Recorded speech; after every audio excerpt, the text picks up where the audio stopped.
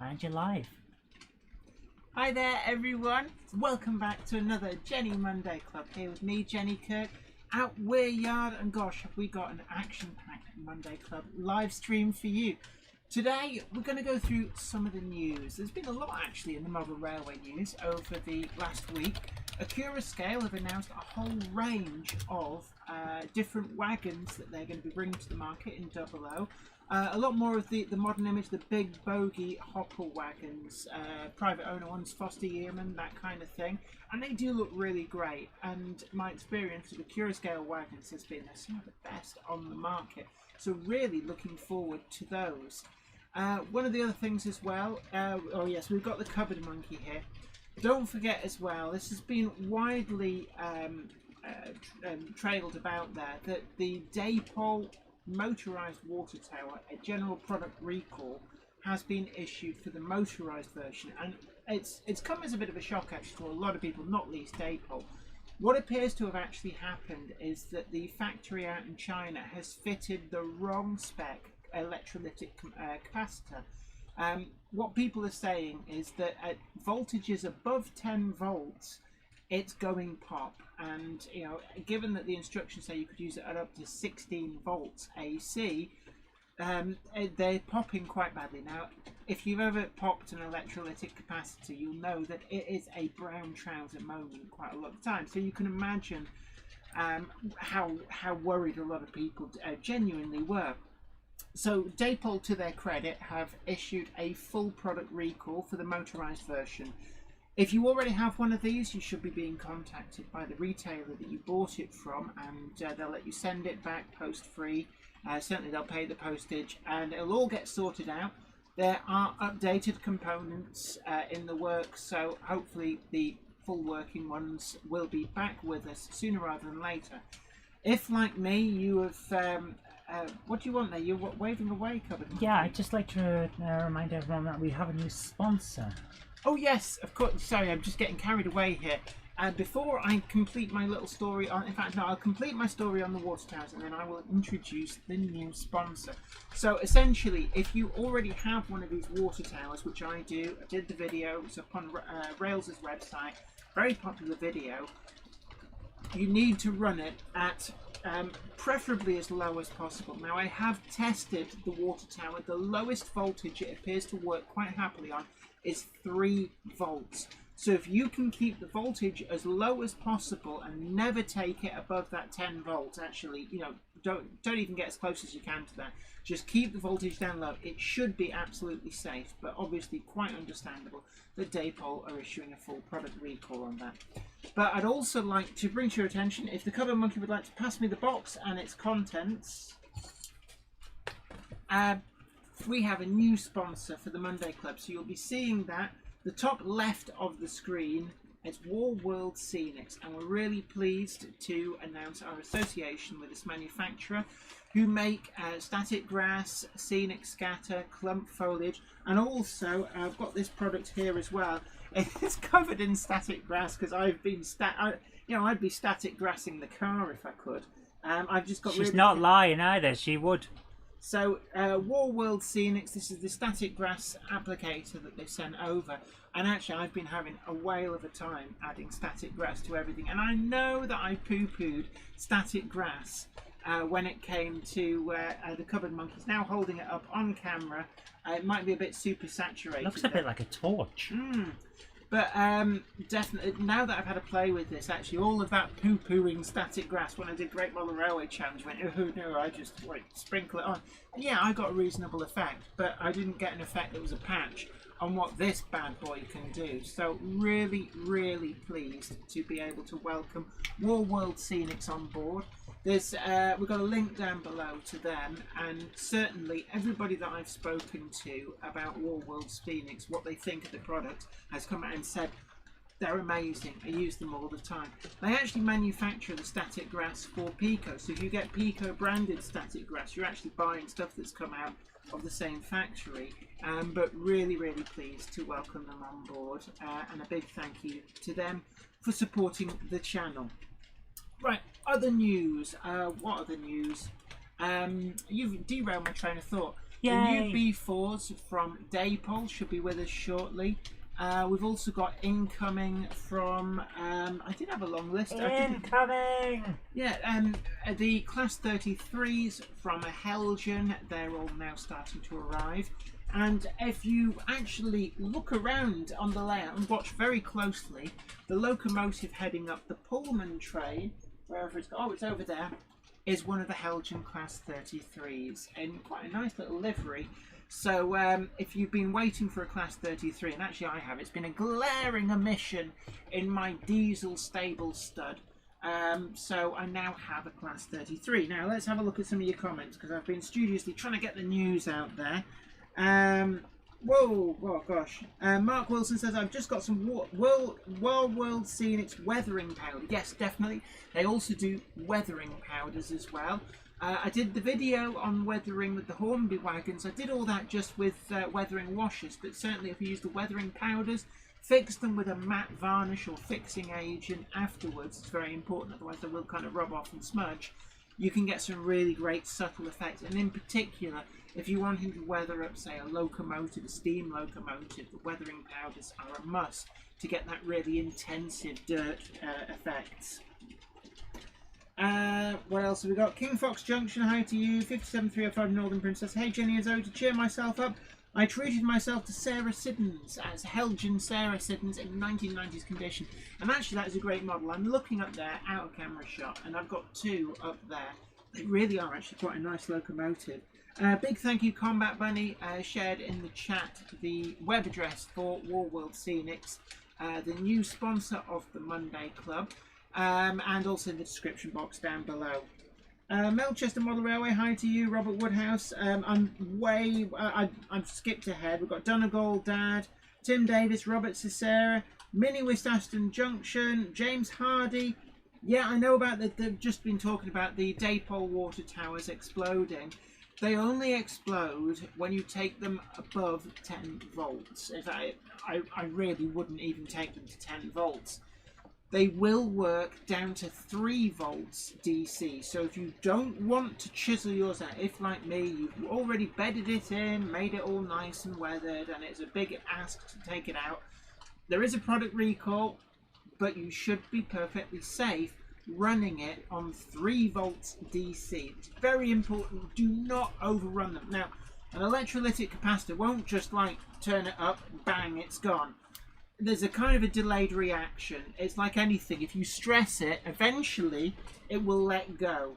The more you stress it, the quicker it will let go. So just be really, really careful, because when an electrolytic capacitor explodes, boy does it explode.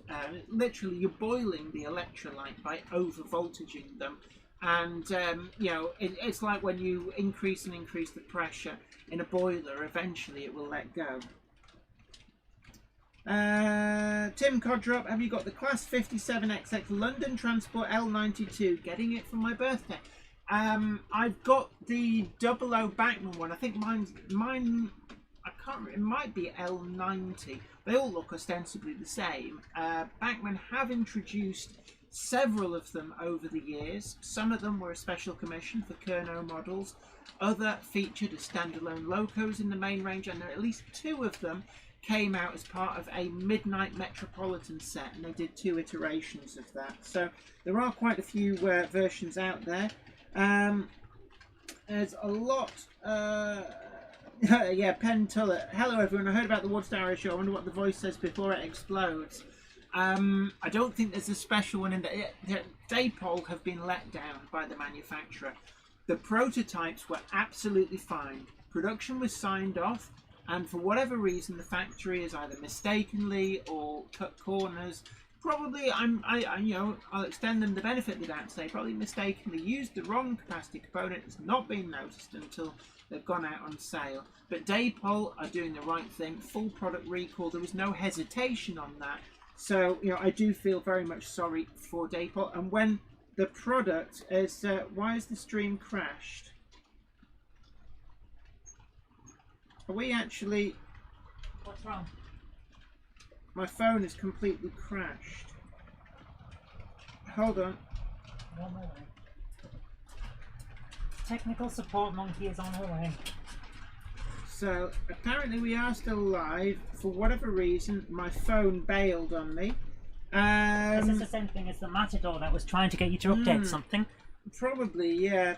Probably something. Or is it actually just the conspiracy? Every time I go and try and do some work, this one tries to get me to do something else instead. Yeah. Leslie Gilpin says Sam will be in his element. I don't know, from what I gather, he did pay full market price for his. It's a lot of money, £42 or whatever, it's £45 for one of those. I think just to go, hey, look at this explode. Given that a full product recall has already been made and Daypol have stepped up and said, look, it was somebody's made a mistake, it's not us, it wasn't designed like that, but we're doing the right thing to put it right. I think it would be disingenuous for any YouTuber to then make a big issue of like, hey, look, I'm going to make this explode on camera, because that's just pure 100% clickbait. I'm not saying he would do that. I'm just saying that, you know... I think everyone's responsible enough to know that, look, there is a problem, we all know there's a problem, Daypol knows there's a problem, and they're fixing it. Yeah. It's as much as anyone needs to say. Yeah, Richard Swiderski says, hi Jenny and Zara, I used to blow electrolytic capacitors at work when I was younger. I used to do it at in the physics lab at school. The surefire way of doing it was actually to connect them up back to front on a bench voltage supply, and then retreat to the back of the room. It's amazing how much. Stop it. It's amazing how much you can fit into that tiny small capacitor, because when it comes out, it's like confetti. Well, like, yeah, it's highly compressed in there. Well, I know it's actually, from what I remember, it's a layer of some kind of foil intermingled with it's like a Swiss roll, isn't it? Yeah, it's like imagine a big Swiss roll with a metal foil rolled up with usually some like a paper between it. So imagine that as like a spiral, and then it's all soaked in an electrolyte. Again, can't remember the exact chemical they use. And then what happens is if you overpower it, it starts to heat up. It overheats, boils the electrolyte, and that's what causes it to explode. Right. J94 says, if I was to get a pannier, should I get the newer Bachmann version? The Bachmann pannier tanks are all pretty... Will you stop it? God, you can't take the cupboard monkey out. She's biting my hand.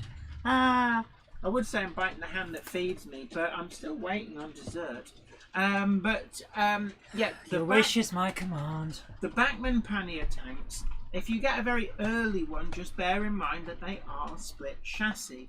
But the later ones, they're all DCC ready, and actually I've never found a duff one. The 57XX, both high and low roof, and the 94XX I think that's come out, are all good. So can recommend the Bachmann panniers. The older Hornby one is a bit railroady, so you pays your money, it takes your choice. Let's have a look. There's a lot of comments coming. I'm going to have to skip through, otherwise I'm going to be at the beginning for ages. J. Paul Anderson says, my Bachmann Linear J72 has some faults. Of course, still will be covered under warranty. If it's a fault, get that sent back. Under the distance selling regulations, you are entitled to the cost of your postage back. A lot of places will kind of like try and forget that, but you shouldn't be left out of pocket. Anthony Hayward asks, any more news on outdoor layout now the sun is back? I still need to get some means of controlling it. I don't want to be having to taking out the DCC controller from inside and taking it outside, so I want to get a second DCC controller. Now I was thinking of picking up the dirt cheap Bachmann one, but then I was worried that would it recognise the 4-digit loco addresses. Most of my locomotives are on a 4-digit address, not 3 or under. So I did wonder, would that recognise them? So I don't know. Mark Wilson says, your phone's gone offline as you were having a go at China. They do know, they are listening. Yeah, I mentioned the Daypol recall. I put a post out about it when it was announced. So I found out about that quite early on. But yeah, I thought it was disingenuous to make a whole video like, oh, look at this, isn't this bad? So I just actually just put a press release thingy out.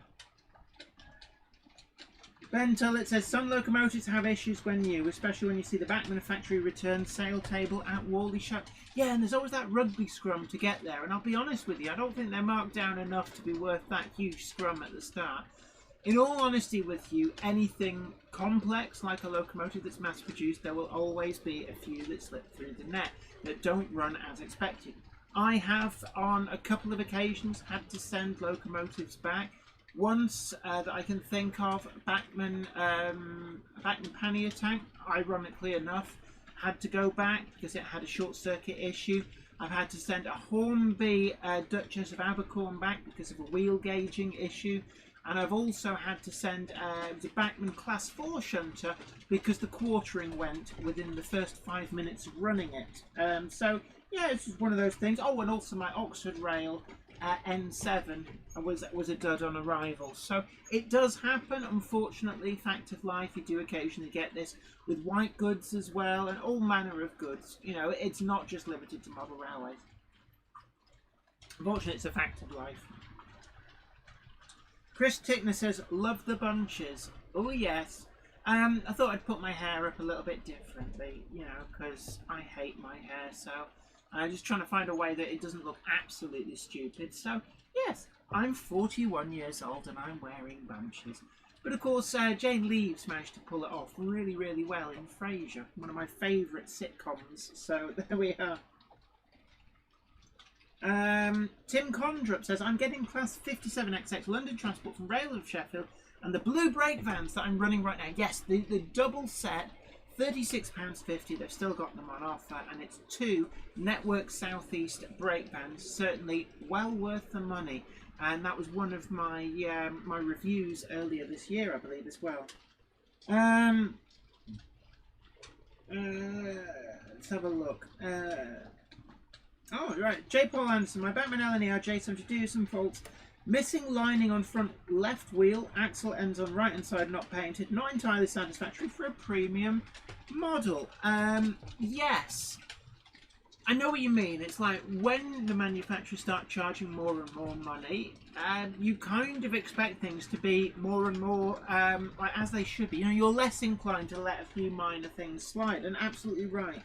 Right, I'm going to try and get back up to date. Big hello to Wardle Road, seeing you in there as well. Excuse me, Peter Carson says, got an Electro-Trend Mikado today. Grey colour, beautiful. I would love to actually get into some of the overseas models, probably in HO, so I could run them up here. But my wish list for UK Outline 00 is so vast that I would feel a little bit dirty if I diluted my buying power by buying stuff, other stuff. But hey, let's have a look. Ronald Morris asks, hi Jen and Zoe, looking to go DCC soon. Have a lot of the Hornby 040s. Yes, they can all be DCC fitted. You probably have to hardwire, but it can be done. And in fact, you can look back. I've got a video how to hardwire your older models. I did one with the older Bachmann Class 8s that weren't DCC ready. And I've also done one with... it was the 040 Pugs from Hornby, the ex-Dapol one. So yes, it can be done, but you need to be a bit handy with a soldering iron. Naive Gauge, sorry, last night I finally managed to upload the first video of my layout build. Oh, grand. Let's have a look. Tim JD Dowd, I'm good, thanks. 2118 and 2132 on the scrap. 6 more Great Western coaches to Sims. I'm assuming that's Sims Metals. Are they the Mark IIIs? Dan Croggan, good morning from San Jose. Still under shelter-in-place orders. It's starting to ease the lockdown here, but not. Yeah, nobody's quite sure what you are and aren't allowed to do. New Mills Model Railway says, the Hornby Select will only do 1 to 2 digit numbers, so I expect the cheap Bachmann one would more likely do the same. Perhaps try the Bachmann Dynamics. Yeah, yeah, the whole point is I just want a cheap one to work in the garden. So I probably have to be careful with that. Now I could super upgrade up here. Maybe maybe I'll go all DCC concepts all the time up here, and then use the Gauge Master for the garden. I don't know. I'm gonna have a think about that. I think. FMR Station House, big hello to you. Oh, Michael Brackfield, absolutely right. 159 watching and only 33 likes. Yes, don't forget to tickle that like button. Also share the stream. We had a record turnout last week and it was great to see you all. We had at one point, I think, 260 people on at the same time. So let's see if we can break that record, and let's let everybody know that we are live. Everybody is welcome. We've been going through the news. What other news is there? Certainly, I did clarify with Hornby that the Duchess of Atholl, the Hornby 00 diecast model, and the Stephenson's rocket, they're now expected sometime in June, is what I was told. So watch this space on them. They have been pushed back because of the coronavirus. But certainly, we've also got an announcement from Bachmann that the Class 121s should be arriving shortly. And I think the 117s might be on their way as well. Now, the 117, that is certainly a really interesting proposition, and one that I do have my eye on. I do quite like some of these first generation DMUs. However, the Class 121, what bothers me is that the Daypole model is really, really good, has been on the market now for well over a year, and I'm left feeling like they pressed on with a project for which there's not really a market for it now. What are they going to do? Are they going to mark it right down in price so it competes on price with the Daypole model? That would possibly show it. That would look a little bit market predation-y, in my opinion, because it would be, why have you brought this out at an unnaturally low price when everything else is expensive? So I think that personally they made the wrong call in continuing with the development on the 121 because of the Daypole model. I'm not convinced that the market will support both. Bolton Model Railway Society, good evening to you. Great to have you aboard. Model Railway Andy, you've got the Bachmann Dynamis basic unit. Mine does 4-digit addresses. David Andrews, do you know anything about synchronized smoke generators for 00 gauge locomotives? I'm afraid I don't, unfortunately, not my area of expertise. Steve the Sweep says, when I worked for BT, somebody got fed up with a fellow worker playing his music too loud, so wired an electrolytic capacitor across his speaker terminals. Next morning, big bang, no more speaker. Oh, and I bet the little dangly air freshener in his van had a good workout that day as well. Right. Tim JD Dowd says, Jenny, what's on that freight, please? Going around on the inner, let's just find an angle where we can see it. On the inner track, it's just about to come into view now.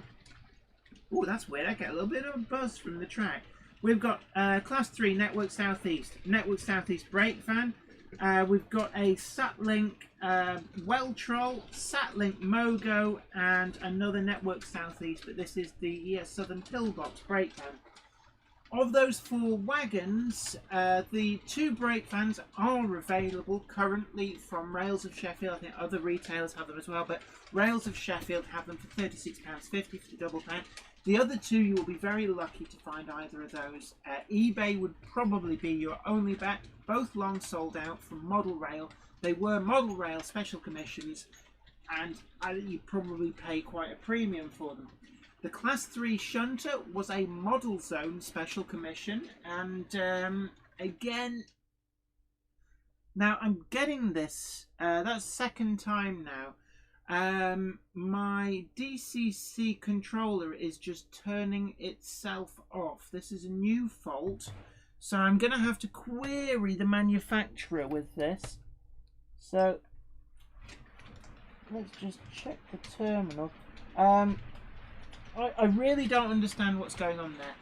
It's not a shorting fault, it just quite literally switches the system off, and you have to then turn it back on the button. So I am going to query that. This is a new fault. That is literally the second time that it has occurred ever. Both times have occurred in the last hour. Right, I'm gonna. Russell Benton says, if this lockdown continues, I'll have to wear bunches too. It looks a little bit silly on a guy, I have to say.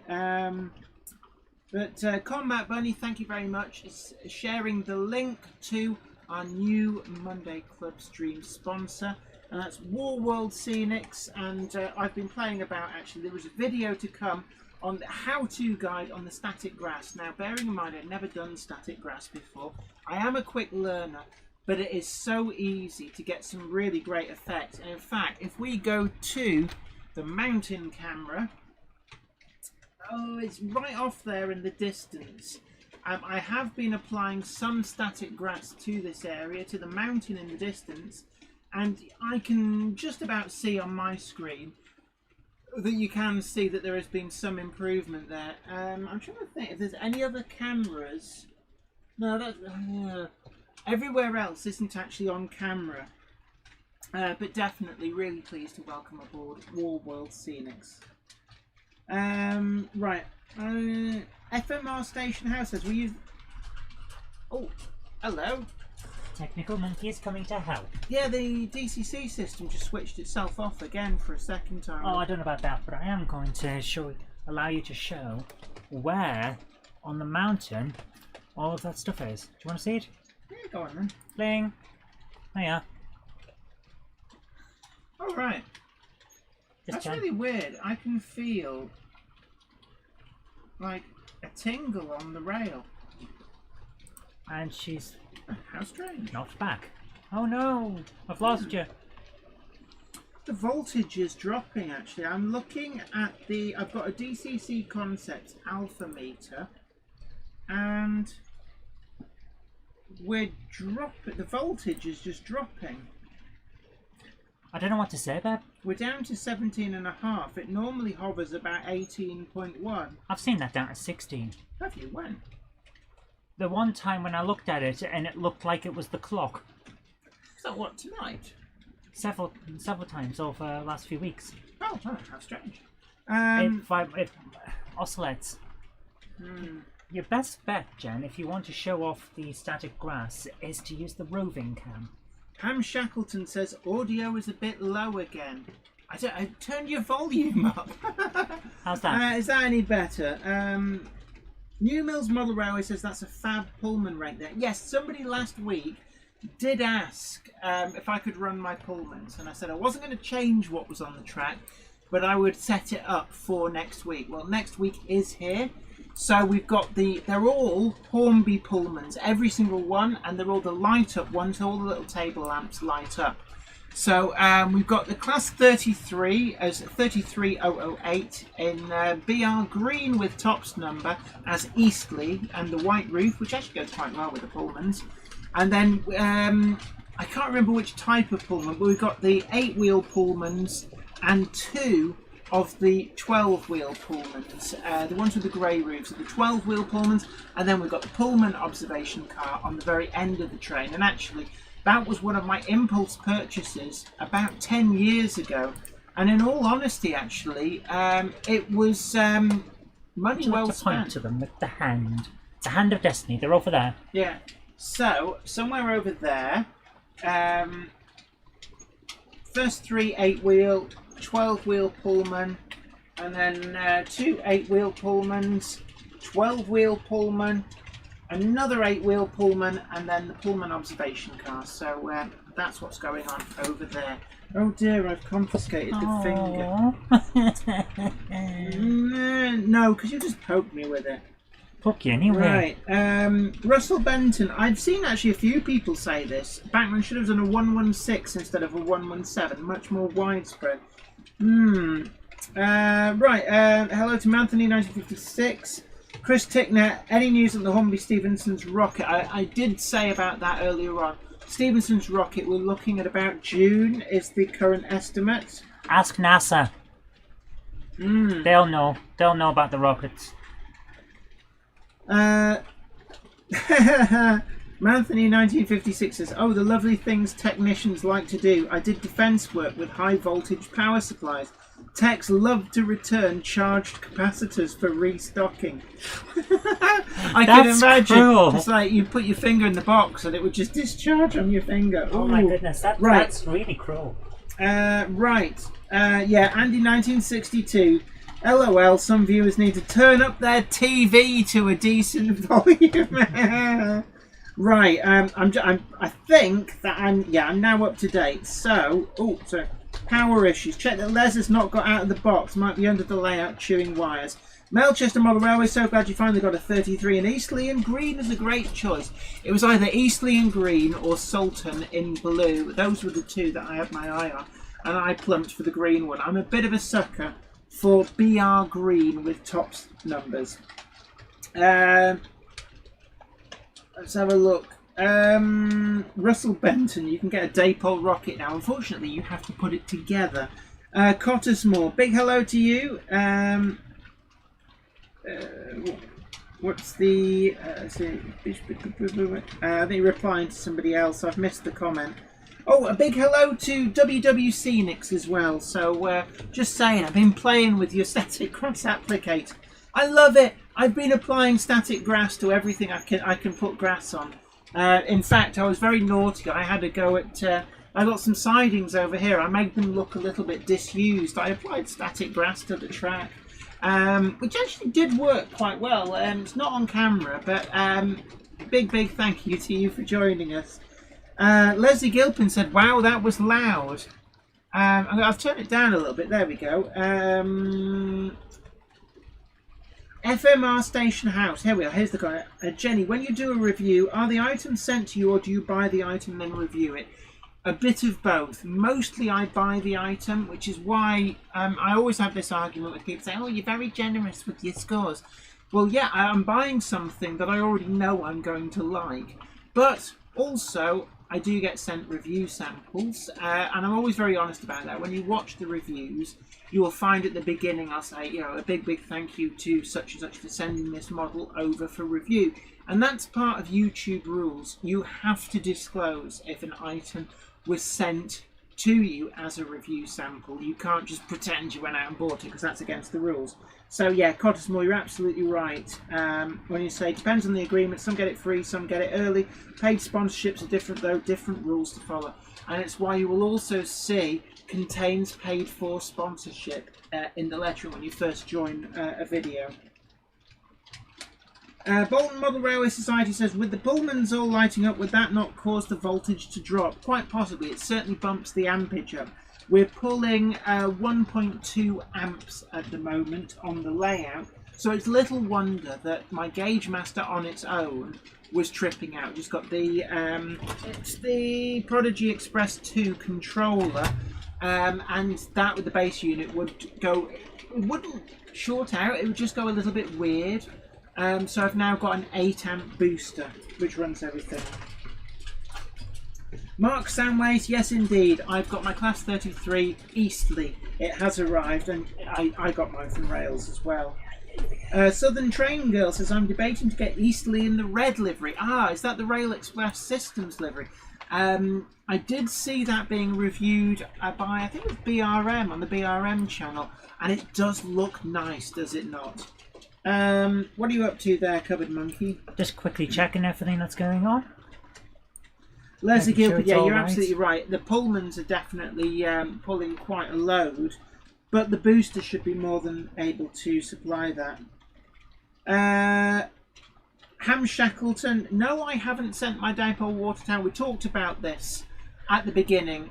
Essentially, I've elected to keep mine. I am aware of the recall. I did put something out about it at the time, and mentioned it in this. I've decided to keep mine because, as far as I can tell, the fault is... Oh, whoops, I've pressed the button. I was static grassing my foot as we speak.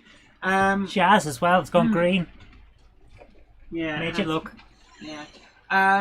But the component that has been fitted in error is an electrolytic capacitor that's only rated to 10 volts. And obviously, if you're running it on 12 volts DC or 16 volts AC, that is not going to be conducive to a happy water tower, which How it has is. it managed to cope up here in this warmth? It's quite nice, actually. But I'm now running mine on 3 volts, and actually I don't really use it a lot. It looks nice as a water tower, so I've elected not to send mine back because it is well bedded in. I ballasted round it and glued it and painted it and loved it and all that sort of thing, so I'm loath to chisel it out. Besides, it works if you keep the voltage down. The anonymous P-51 pilot, a British diesel locomotive would theoretically pull an American heavyweight Pullman. Yeah, because it's just about the weight and the rolling resistance. So yeah, you know, a British locomotive could pull American outline stuff. If you, there are some British locomotives out in America and Canada, museums and such like. So theoretically, yeah. There's a terrier actually. I think it's the Canadian Railroad Museum. It's Wadden, which, if my memory serves me correct, is the one that it was in Southeastern and Chatham Railway livery. It went from being Wadden to the Southeastern Chatham Railway number. Can't remember its number. And then eventually it was donated to Canadian Railroad Museum along with Dominion of Canada, the A4. Richard Lewis asks, are Hattons selling Bachmann again? They're not being supplied by Bachmann. The new stock that you will have seen coming into stock at Hattons, I did ask them about this, and so thank you for reminding me. This is stock that they have got from a third party. Essentially, another retailer, don't know which retailer, has decided that they had too much stock, probably because of the lockdown as well. So they've chosen to sell some on to Hattons, and therefore Hattons is currently able to offer some. They are brand new items, but essentially this is not come direct from Bachmann. We've got 200 people in the chat. Big hello to all of you. It's great to have you all in. Don't forget to tickle that like button and share the stream as well. Let everybody else know that we're live and dangerous. So WWC, and it says, Soz, I'm a bit late. Hope all safe and well. Thank you. Yes, we're doing great despite all the lockdown and that. In fact, I've actually been filming a whole load of videos today. I have done a full review how-to guide. I've done it in the form of a how-to guide because it doesn't make the best of videos to go, oh look, I've got a bag of static grass. Doesn't this look great? I think it's much better to show it being used. And War World Scenics were kind enough to send over one of the ProGrass Micro static grass applicators, and I have to say, it's been the easiest thing in the world. I haven't, you know, I was expecting like, well, static grass, you got to mess about with glue, and then, you know, I thought it was going to be complicated, hard work, messy, and actually, it couldn't have been further from the truth. So what I've done is I filmed a how-to guide, and I think hopefully it'll be quite a genuine guide because I'm a new convert to static grass. So if I can do it, anybody can do it. I picked it up within a few minutes of just trying it out. It's like, hey, this is great, this is. And I've gone over. Jablite Mountain is now completely static grass, and it actually, I thought it looked good before, but how it looks now is like, wow. I don't know why I was putting up with it before. You know, it wasn't bad, but it's 10 times better with the static grass on because it actually looks like proper grass. It couldn't have been easier. Arguably, it's easier to apply with the static grass than it is to do it by hand sprinkling. Just is easier. Mini with Aston Junction, absolutely right. Don't forget to hit the like button. I'm probably well behind on the comments again. I'm always well behind on the comments. Ron Stanbridge says, hi Jenny, running my tower on 16 volts AC, no problem so far. If you haven't sent it back on the recall, I strongly advise 9 volts or less. It will run on 3 volts. I have tested mine. The problem is an electrolytic capacitor. Now, if you over voltage an electrolytic capacitor, it won't explode immediately, but you are overstrained. You are taking it beyond its design parameters. And I'm quite frankly here with you, it is only a matter of time before your water tower will literally blow its lid, and it will blow it with some force because there's quite a lot of force when an electrolytic capacitor blows up inside an enclosed space. So I really do urge you, if you don't want to send it back on the recall, say if like me you've bedded it in, turn the voltage down. I cannot implore you enough, because if you are looking at it and it flings pieces at you, it can quite literally take your eye out. Anthony 1956, thank you for the welcome. Good to see you all here again too. Basically been listening and answering emails. Sorry if I missed your greeting. Don't worry about it. Comments are coming in so fast. I'm missing so many. But if you're asking questions, if I don't read out your question and answer it, it's not that I'm ignoring you. It's usually because I've had to scroll through, and by that I do tend to end up missing stuff. I'm not ignoring you. Wait a length of time, and if it's clear that I've missed your comment, if I've missed your question, just ask it again. Let's have a look. Mark Wilson, didn't the LNER have some American tank locomotives? Yeah, the austerity tank locomotives. There was also the S160 as well, which I think is a 280 locomotive, or is it a 210? Can never remember if it's 280 or 210. So yes, I mean I've got one up there. The American dock tanks. They came over and they actually replaced the B4 London South Western Railway B4 dock tanks at Southampton. So the Southern was able to effectively replace them with a much newer, more powerful locomotive, and then they in turn were replaced by the Class 7 diesel shunters. FMR Station House. Oh, I got a box of Pico Code 70 coming tomorrow. The next day, well happy I found some. Actually, there's another part of the news that I nearly forgot. Pico has started up production again. So products are now coming back through from the Pico manufacturing facility down in deepest, darkest Devon, I think it's in. And so track should start to become available again. So don't pay over the odds for stuff through your black market dealer. It should start to be coming through. But yes, I have seen the Code 75 fine scale turning up, and hopefully the other track, and also track things like double slips had sold out in a lot of places as well, I saw. Hopefully all of that will start to come through. So it is great news in that respect. Andy 1962 asks, Olivia's trains? I really don't know. I didn't want to push them on it, and if they didn't want to volunteer that information, I regarded it as being commercially sensitive for whatever reason. It was none of my business. What I do know that Hattons were quite happy to tell me is that it came from another retailer who was looking to get rid of excess stock for whatever reason, and that was why. So they are not being stocked by Bachmann. So just to put that out there. Right, and Creeping Jane, hopefully that answers your question as well. Homario Reese Paolo, I'm hoping I'm pronouncing your name right.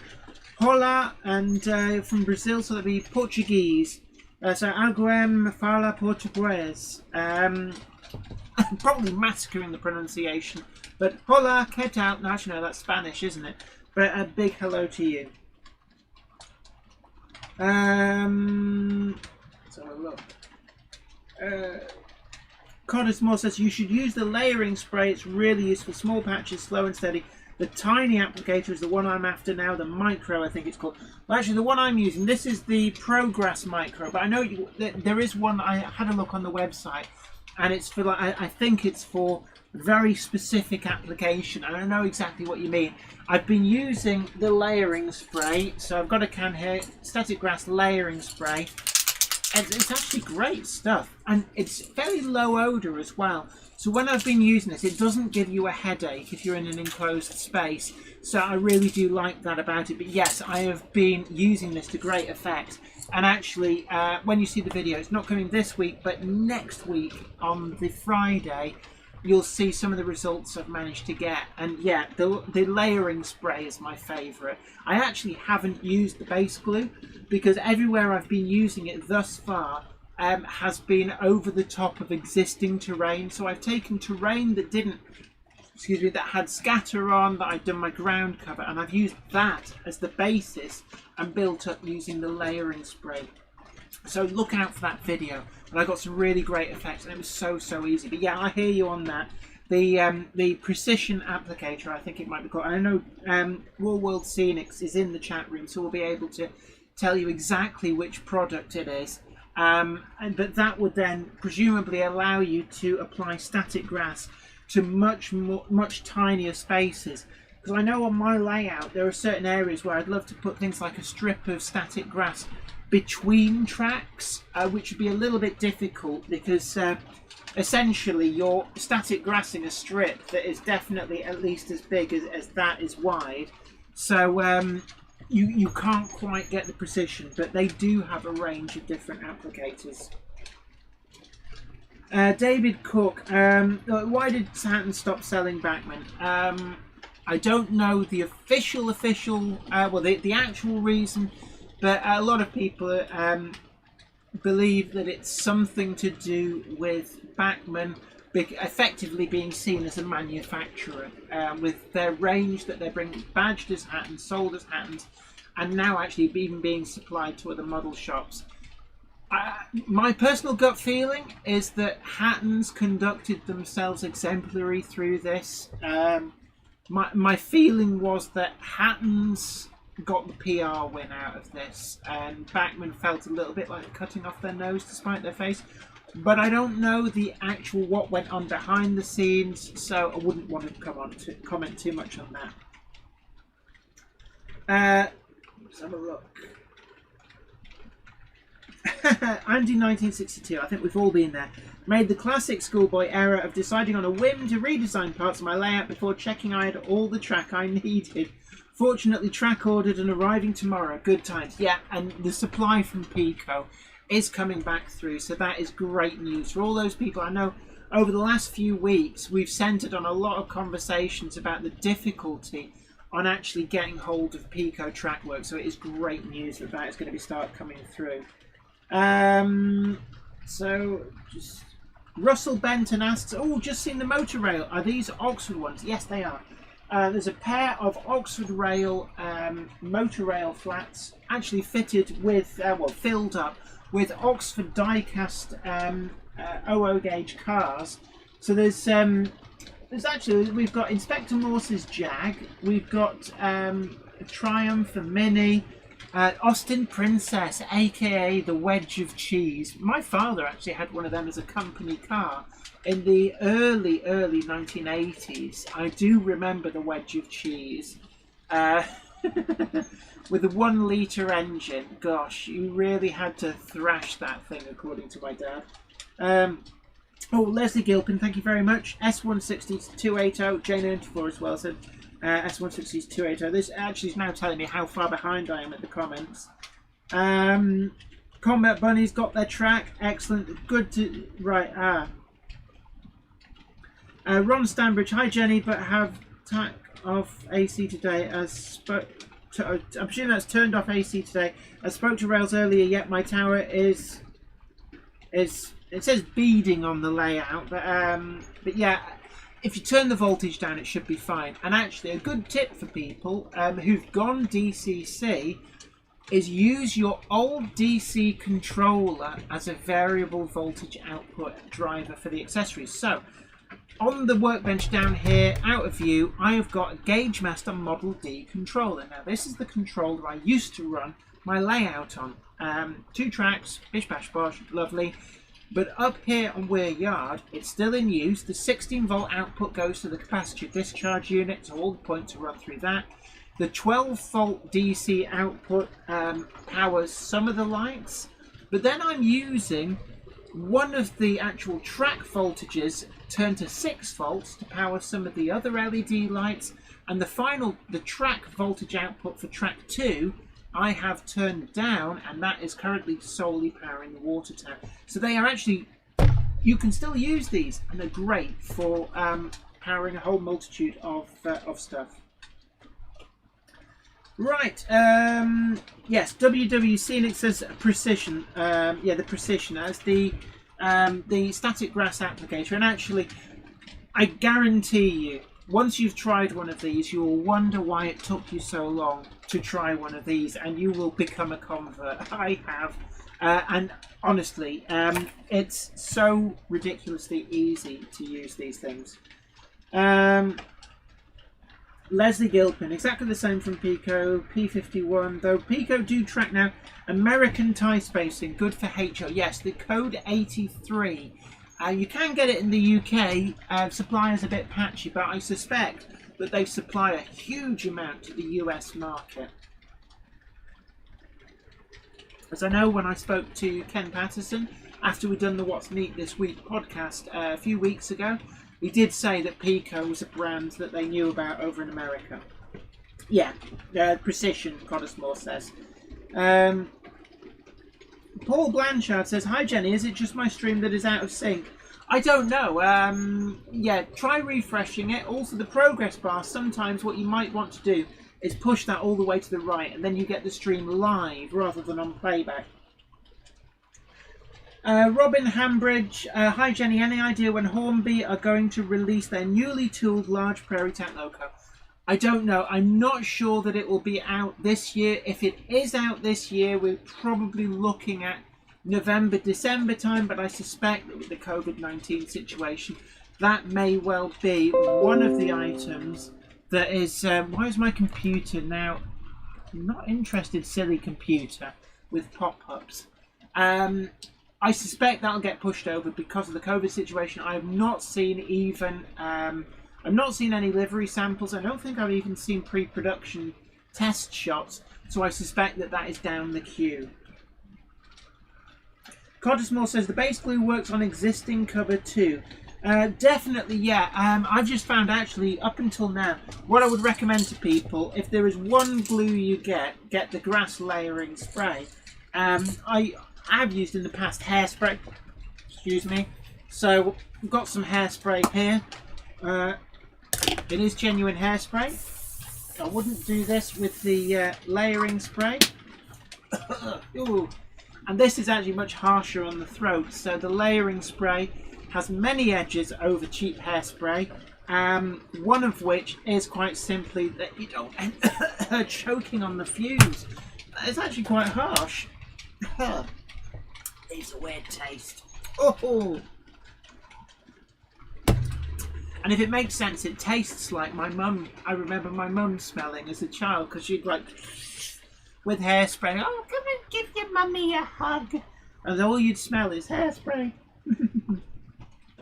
James Akers, "Evening Jenny, sorry I'm late to the stream, hope you're well." Absolutely grand, thank you, I hope you're well too. And a big hello to everyone who's joined. If I've missed your hellos, your comments, then really sorry about that. They're coming in really fast. Huey's Train Layout says, "I'm on a road trip to get some second-hand track tomorrow. Things you have to do." As I said before, Pico production is coming back through. Huey's Train Layout says, "Love Static Grass," and Combat Bunny sharing the link, good man Combat Bunny, to the new sponsor of the Monday Club, War World Scenics. David Cook says, "Hairspray is good as a fixing spray." It kind of works, yes, but what I found is that the proper static grass layering spray, I do get better results with that, it has to be said. So yeah, at a pinch you could use hairspray. The Cupboard Monkey is coming very slowly, which suggests that strudel and custard may be in the offing.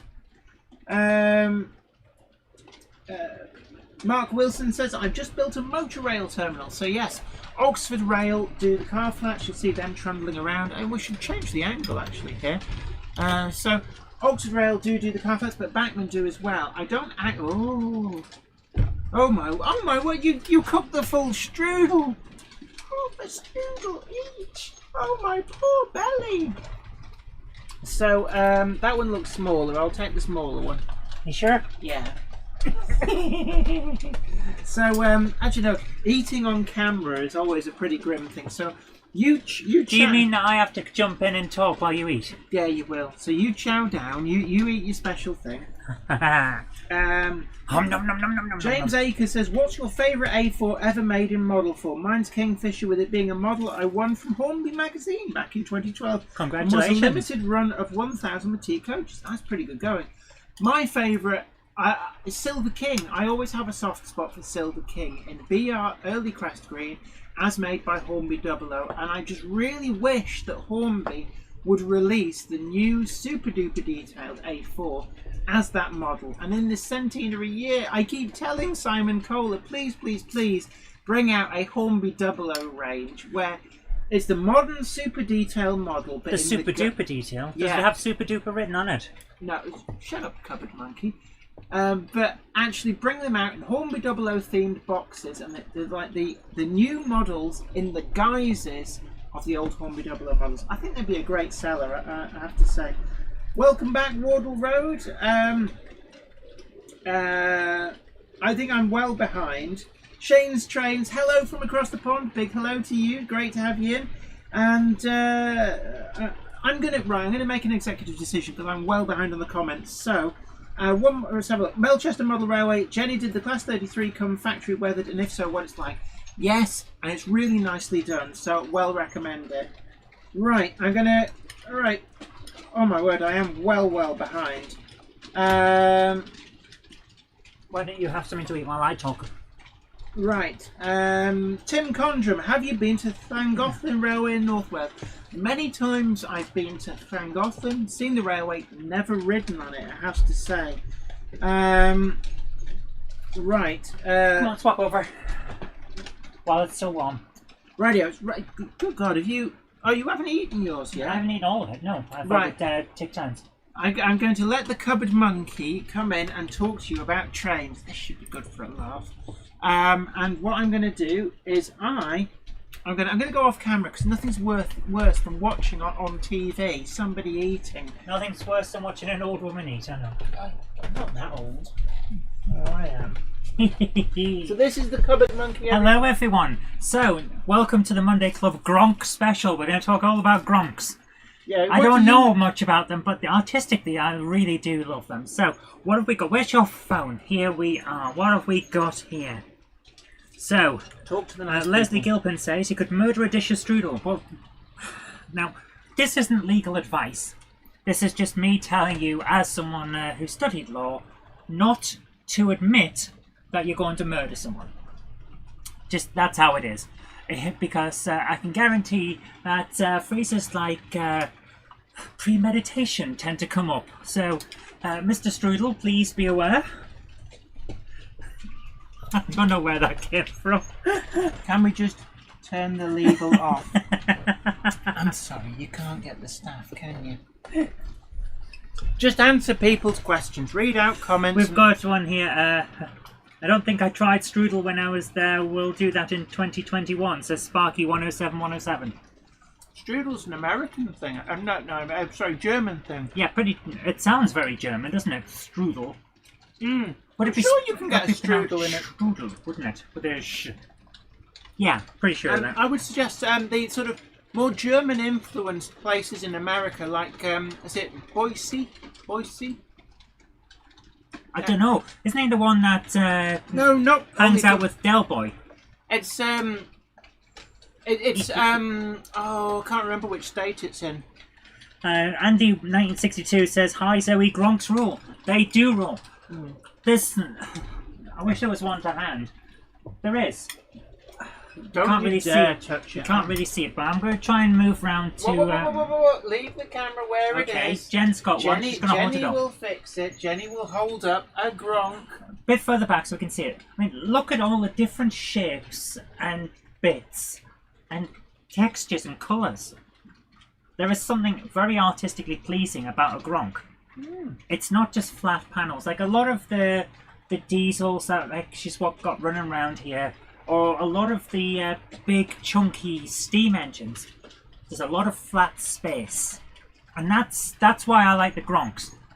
All of the space is properly used. There's a bit of character. Yes, exactly what Jen said. They've got character. That's important in my view.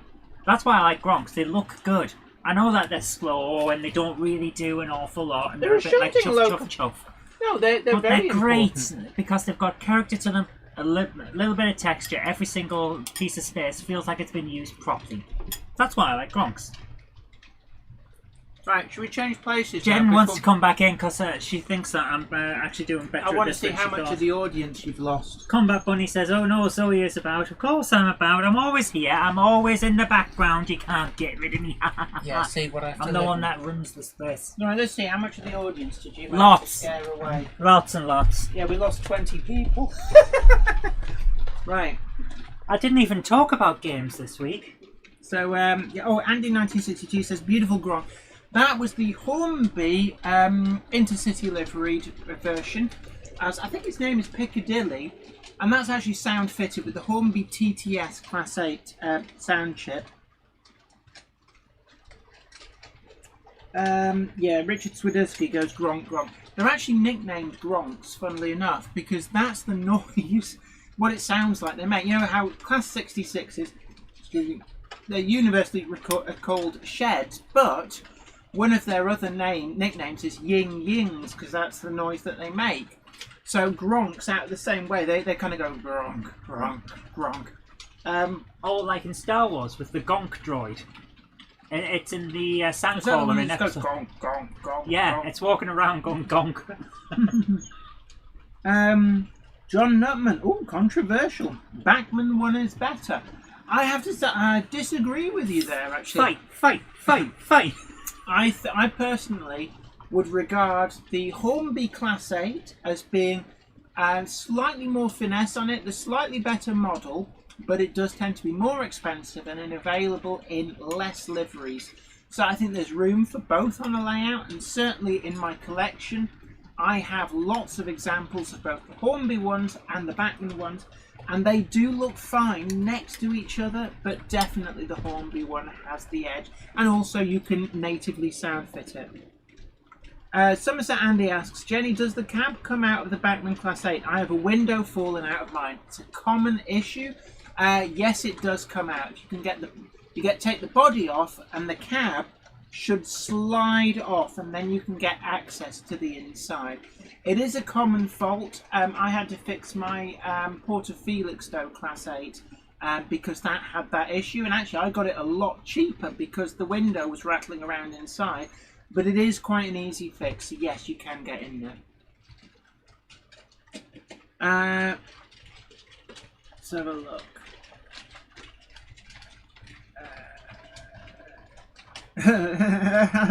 Ham Shackleton says, Wardle Road, you have moths in your wallet.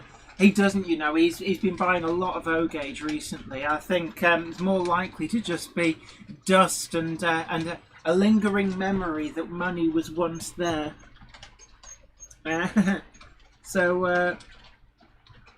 Oh, interesting. Low power mode turned off. I didn't even know it was on. So my phone's doing weird things at the moment. Andy1962, yeah, absolutely agree with you. Hornby is the better model, much easier to fit sound, but tends to be slightly more expensive, and there's a lot of liveries that they just haven't done. Whereas with Backman, they have done, like, you name the livery that a Class 8 has carried, Backman have probably done a model of it. Let's have a look. Richard Swiderski says, I am tempted to get a Class 8 now. You cannot have a layout without at least one, probably a lot more Class 8s. They're the one class of locomotive, well, one of the classes of locomotives that I do find myself continually buying more. I'm looking up there, we've got, see, 1, 2, 3, 4, 5, 6, 7, 8, 9, 10, 11, 12, 13. I can see 13 Class 8s. That's a bit of an unlucky number. I'll have to go and buy another Gronk. So it's I approve 14. of this. Yeah, but 13 Gronks that I can see in my collection. So right, anyway, how we do? Don't forget to tickle the like button and share the stream too. We've been going for an hour. We're going to be going till 9 o'clock. We've gone through pretty much all the news that's in the news. But in terms of other things, I've been doing a lot of work actually up here on Weir Yard. And so you can probably see in the backgrounds an awful lot that we've got all new back scenes are now pretty much complete. Just need some final dusting in because they're made of chalk. They need to just like blend together. I can't get me. Come in. Yes. So actually, I can't seem to. I'm trying to see. I can't actually show you any of the new bits. I don't think. Why not? Actually, you can just about see right over. Now I'm going to use the pointy Stick finger. rover on. Right over there, you can see some of the new back scenes. So it really does look great. So I am going to do a full update and review video on that. That's going to be coming not this week, not next week, possibly the week after. And it's we're a bit swamped, aren't we, with videos at the moment? And it just is testament to how many great products are coming through, and I've got so many great ideas for. I want to do more how-to videos, things like that. So there's a lot of great stuff that we're getting through. We've actually filmed up to and including that week. It's just simply a case of getting there. So there's plenty of great content to come. And in 1962, brilliant. Let's get tickling the like button for Jenny and Zoe. Thank you very much. Stretch Edits asks, has anyone put a sound chip in a Helgen DP2, wondering which you used on what sound files? Now the DP2, I would actually suggest possibly the Hornby Class 50 TTS, because wasn't the DP2 essentially a Class 50 in a Class 55 body shell? It was the test bed for the Class 50 build. So I would suspect that a Hornby Class 50 TTS chip might actually be your best bet, because it wasn't a Class 55. Leslie Gilpin says, Jenny, I thought you were cutting back. Jen cut back on videos and buying trains? I think not. I'm wondering if he means the strudel. Who gave you that idea that I was cutting back? No.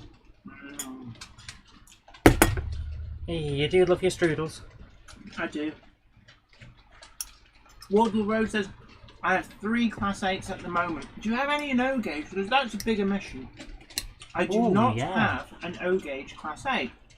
But Daypol do make an O gauge Class 8. So, that is definitely on my hit list. Big hello to Frank Feely, Daryl Hearn, Ian Ryan as well. You know, if we were going to go for an O gauge rail locomotive at the moment, remember those ones that were at DCC Concepts? The massive, chunky, Australian-looking ones. They had some character to them. Yeah. We should have a look at some of them. Stretch Edit says, yes, you're very right, Jenny. It was the prototype Class 50. So, yeah, I think a Hornby TTS Class 50 sound chip would be the perfect match. And I suspect, knowing Helgen, it'll be an 8-pin socket as well. So it should be a simple fit in. What about that one we were having a look at today? Oh my goodness, talk about simple. FMR Station House says, I have an O gauge Class 08 with sound. It is so worth getting, Jay. Yeah, definitely. I don't think I'd go for a sound O gauge locomotive, but certainly, yeah, I hear you. The Daypol Class 8 really does tempt me, but it's one of those things that I need to get one. I also like the Helgen Class 5 in O gauge as well. That's another one which I'd love to get. Right.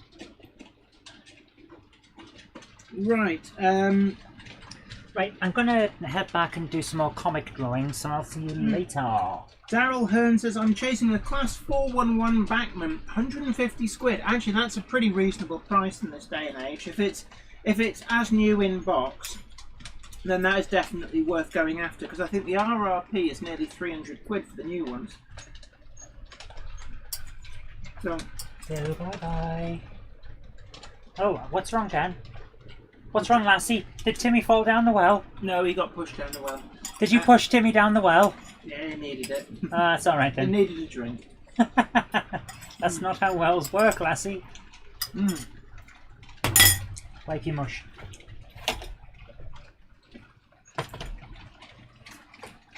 Strudel and cream. I can recommend it. As good, or not quite as good as the crumble we had. Not quite as good because the crumble was homemade by you. John PW22 says, "08 TTS sound any good?" Why, yes. Hold on a moment. Let me get Exhibit A. So that's 8673. Loco 8673.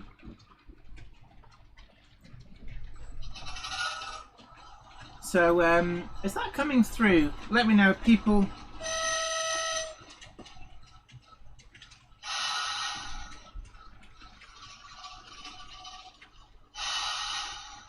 So we should be.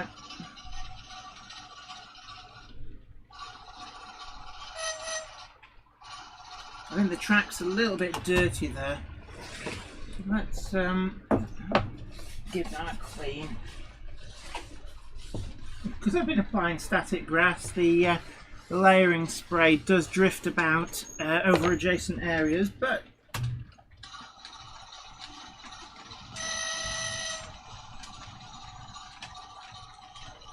I think it's quite. It does sound a lot like how I remember at what's the depot in London?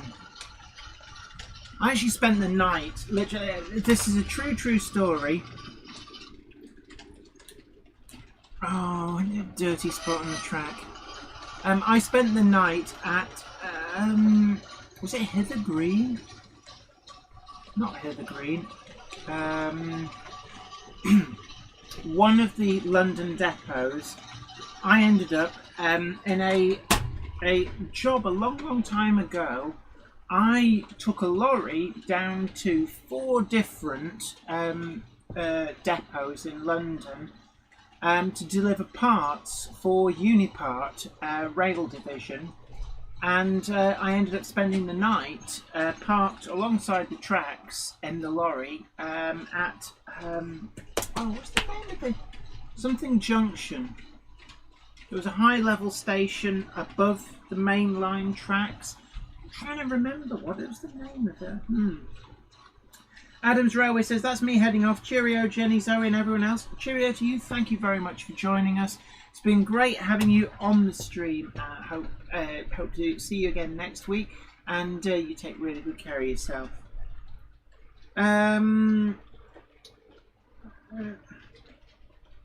J94, I already have a Hornby Railroad Class 8, but I'm also thinking of getting a more detailed stablemate. Oh, wait for it. Yeah, and you won't look back, I'll be honest with you. The Hornby Railroad Class 8 is... it's an inside frame chassis. It's like, no! The most characteristic thing of a Class 8 is that it's outside frames. I'm sorry, but the Railroad Class 8 really, it's one to miss. I'm sorry, but it is.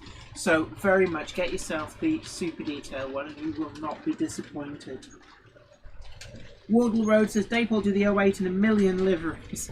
They do, actually, and I quite like the Intercity livery that they do. As to what livery I would actually go for, I think something slightly more muted for the garden. Either BR Green or kind of tempted by Tops Blue, but I don't know. I'll wait and see what's on a great offer. Daryl Hearn says, yeah, as new inbox on listing. Yeah, 150 is a reasonable price. I've seen them down to like 130, but you know, it's one of those things. When you really want one, you never find one at that price. James Akers says, thoughts on the Hush Hush Jenny? Yeah, the W1.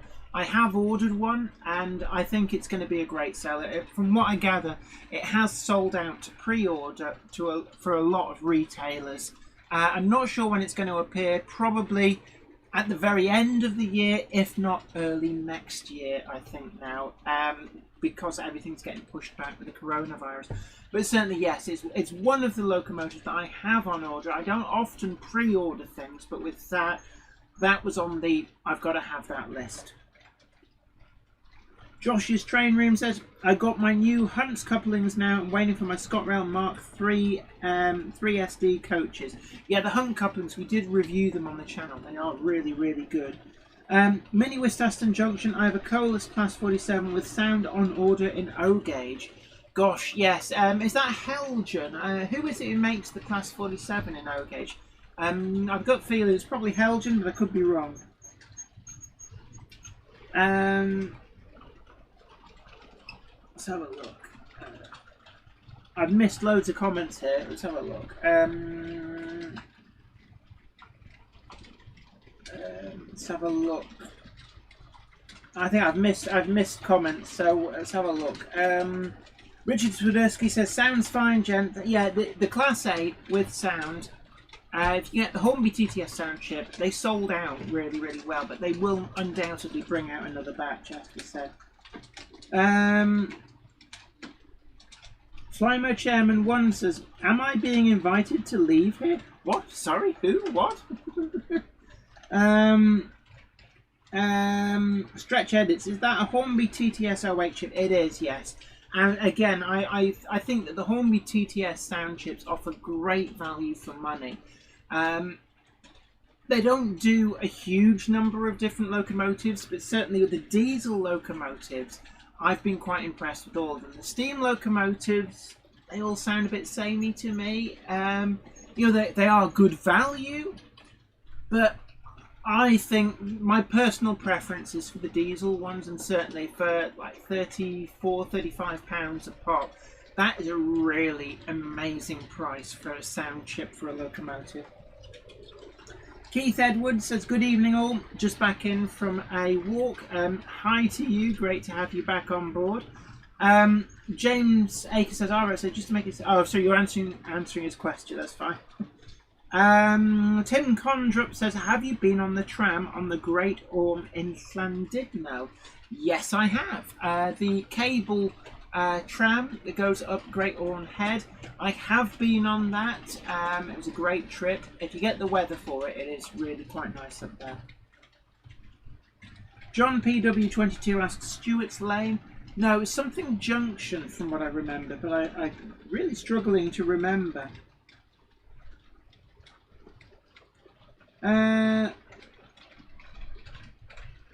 Richard Lewis asks, is there a manufacturer that does low relief backs of buildings? I can only find fronts. Bangman did a few in their Scenecraft range, particularly tall terraced houses, things like that. You can get the backs of them. In terms of kits, you can adapt. I think scale scenes might let you print off backs of buildings and use them. That there are options out there, but I'm struggling to think immediately of them. Wardle Road, yeah, I did see your pictures about the DMU. In fact, you showed me when you had me guest on your live stream, and that is quite an ambitious build, I have to say. Manthony 1956, I always find the sound of British diesel locomotives to be so maritime. I'm so used to the sound of GM railroad diesels often heard in North America and Australia is so different. I think it's probably because a lot of the engines on certainly the BR diesels owed their origins in part to maritime usage. So, you know, things like the Perkins, the Gardner engines, the Merleys as well, that was in the Class 30, was a land application of a marine diesel. And actually, I suppose most famously, the Deltic engine started out life powering motor torpedo boats. So I think that's probably why you're thinking they sound marine. You know, the Gardner engines that were in the Class 3s, the Class 1s, they were the same engines that were being used in things like trawlers. Ben Tullett, I would love to have a DCC but make it switchable so I go back to DC for my older non-digital locomotives. That is exactly what I've done, except without the switch I have to physically change over the wires. But yes, I have set my outermost track up so I can do that.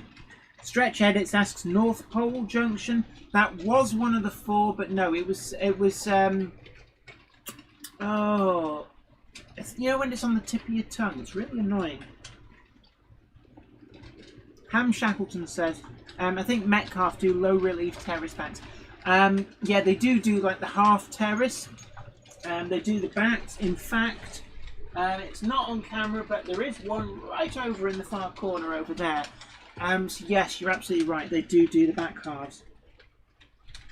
No, not 9 Elms, Tim J.D. Dowd. Willesden Junction, that was it. It's just come to mind. Willesden Junction. And at the time, Virgin Railways had all of the heritage fleet of Class 47s there.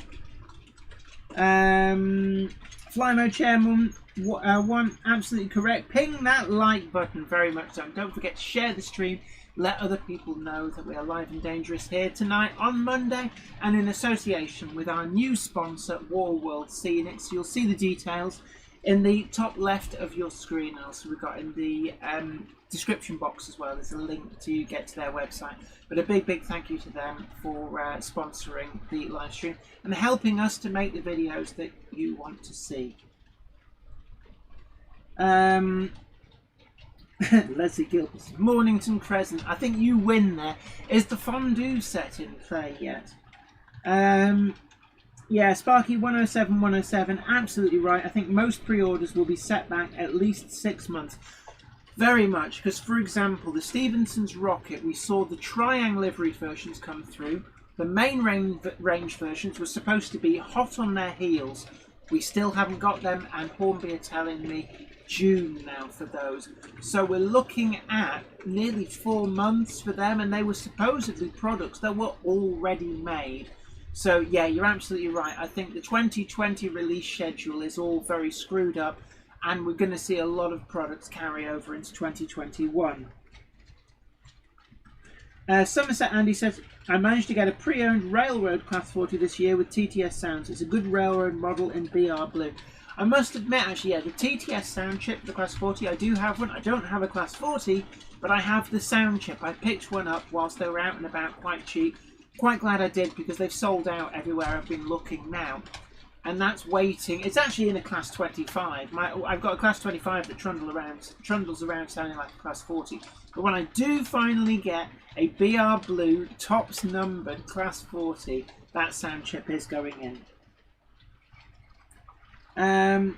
Liam's train and railway videos, is HO the same as OO gauge? No, it runs on the same track. HO is 3.5 millimeters to the foot. 00 is 4 millimeters to the foot. That means that if you put a HO model and a 00 model of the same class of locomotive side by side, the HO model seems smaller, even though they're sat on the same track. Now you may be thinking, yeah, but you know, HO, it's European outline or American outline. When would you ever have that? Well, the USA dock tank, because I think it's Roco make a model of it in the various guises for Yugoslav railways, French railways. So there's a lot of other places that also had the USA austerity tank locomotives and kept them and ran them. So it has appeared in HO as a model, and then we got in 00 from Bachmann in conjunction with Model Rail, which actually reminds me of one of the other bits of news which I forgot to write down. The first test shots for the Cali 812060 and tender have come through. Rails of Sheffield announced that today, so if you head on over after the stream to the Rails of Sheffield website, you can see the test shots for that, and they finally got a price announced. It's gone from TBC to $179.95, I think it is, for the regular models, and the ornate Caledonian Railway livery versions are $199.95. So, as it stands, Rails of Sheffield have been able to deliver the model at under the £200 price bracket that they promised that they would try and do. Humanicity Junction, happy Monday everyone. Hello Jennifer, big hello to you. Peter Leyland, anyone tuning in from St Helens?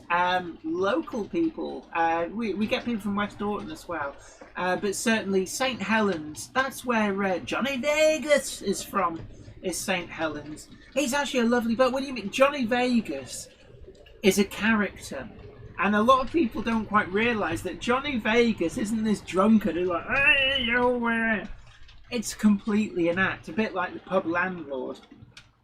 But he's a great guy, and actually he's very good at, he's trained as a potter. He makes some great pottery. Ron Stanbridge, looking for a Class 25, has got sound chip here, 8-pin. The earlier Bachmann Class 25s are 8-pin chassis, so essentially If you want to, are you wanting tops, pre-tops? In rail blue, certainly, if you see 25279, 25087, 25052, I think it is. Or is it 054? It might be 054. All of those are 8-pin chassis, or at least they should be, unless somebody swapped them around. You can get a 21-pin to 8-pin adapter, so don't worry about that. Even though you have to cut the 8-pin socket off and then solder directly to the solder points underneath to make it fit, but it is actually quite an easy proposition to get a 8-pin sound chip to fit into a 21-pin loco. Andrew Cummins, 15th Street Yard. Hi Jenny, the depot may have been Stewart's Lane. No, Willesden Junction. Willesden Junction, I did remember in the end. Right. Oh, excuse me. Chris Scal, 1959 says Gronk in BR Green brings back memories. Fly My Chairman 1 says, thank you, Chris. The chat will be caught up with. I'm getting that. Yes, Daryl Hearn, Willesden Junction. You may have typed that in before I actually said it, because I'm so behind here. Richard Swiderski, TTS Steam, it's the whistles that make them different. Very much so, very much so. Ian Ryan, sorry, just back in after getting asked the delivery. Oh no, no lager, what to do? Oh, my parents have been complaining. They're getting a lot of issues with home delivery. Right.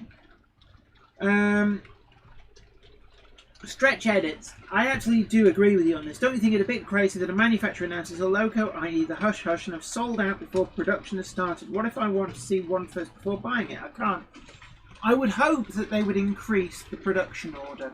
If it hasn't been made yet, then surely it makes economic sense from their point of view, because they make more money, to increase the production run.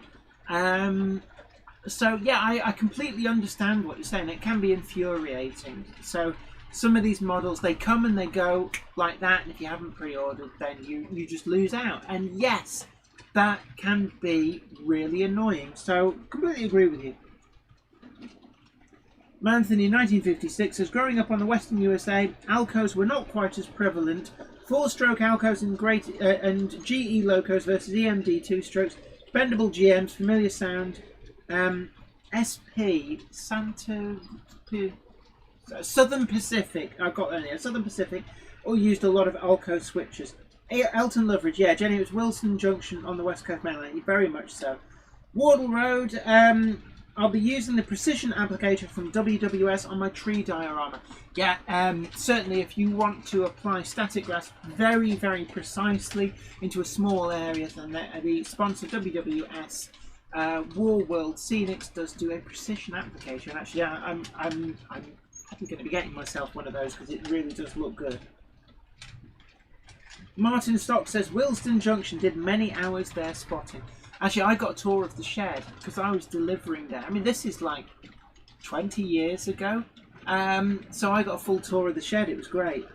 And I didn't have a camera with me because it was back in the days before a smartphone. So mobile phones, if you had one, didn't have a camera function. So I got no record. Sparky 107 says, hit that thumbs up, everyone. Jenny always taking her time with the chat.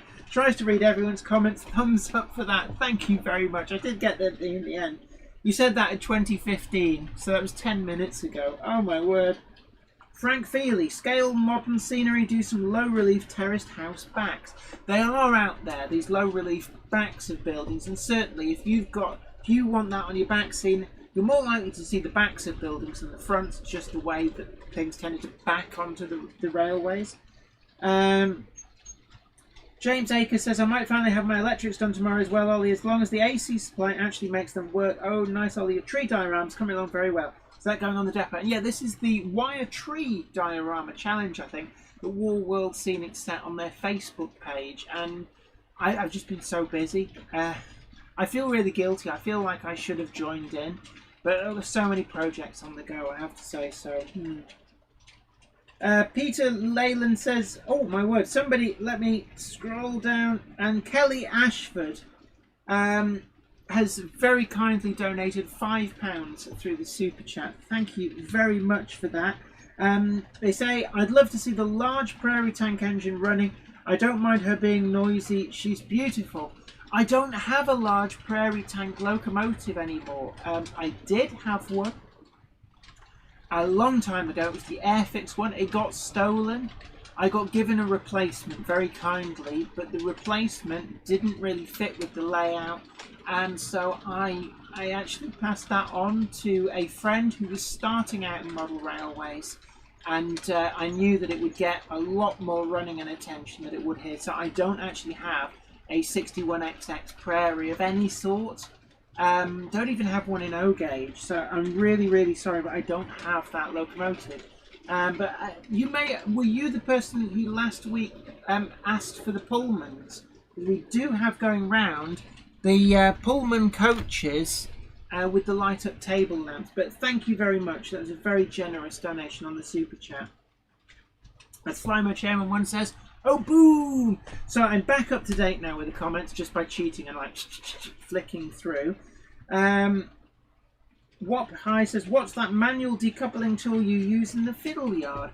It's one which I've been using on my display layout for exhibitions quite extensively, and it is homemade from a piece of L-shaped piece of scrap sprue from a model kit with, again, a flat piece of plastic card trimmed to the right size, glued on the bottom, and it's used, oh excuse me, I got hiccups here. It's used like a little paddle to go underneath, hook up the tension locks, and then you drive the train out of the way. So that is exactly how I do it. WWC, and it says we could do them low relief buildings in MDF, ones you can scratch build on. I think there's some great ideas here actually, and it's one of the things that when I've done when Les did the back scene here, I'm a big advocate of texture being often as important, if not more important, than colour. When you build any model, certainly on the ground cover, I use a lot of kiln-dried sand, so I want to get that texture going.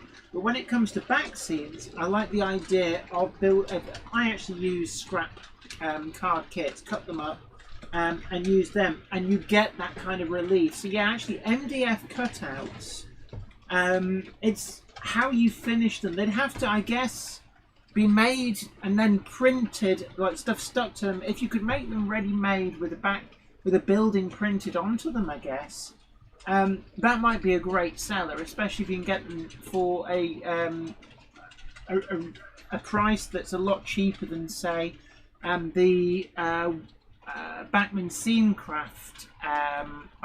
They do some low relief terraces. They're really nice. I'm looking directly at two over there, but for like £30 a pop for a terraced house that's about that long, and it's like, ooh. So yeah, it's an interesting idea. Haven Rail, looking to replace standard coupling, been looking at magnetic couplings. Anyone have any experience they can share? Yes, Hunt couplings are great. We did review them here on the channel, and I can only say good things about them.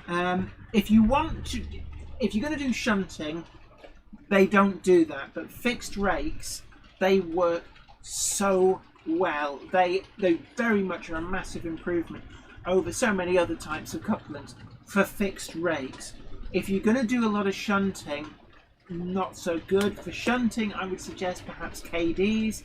They can be fiddly to set up though, but they do work. Dundee Road says homemade is sometimes better. Yeah, well, certainly for apple crumble, so he does make a really great one. But yeah, back scenes, sometimes I do find that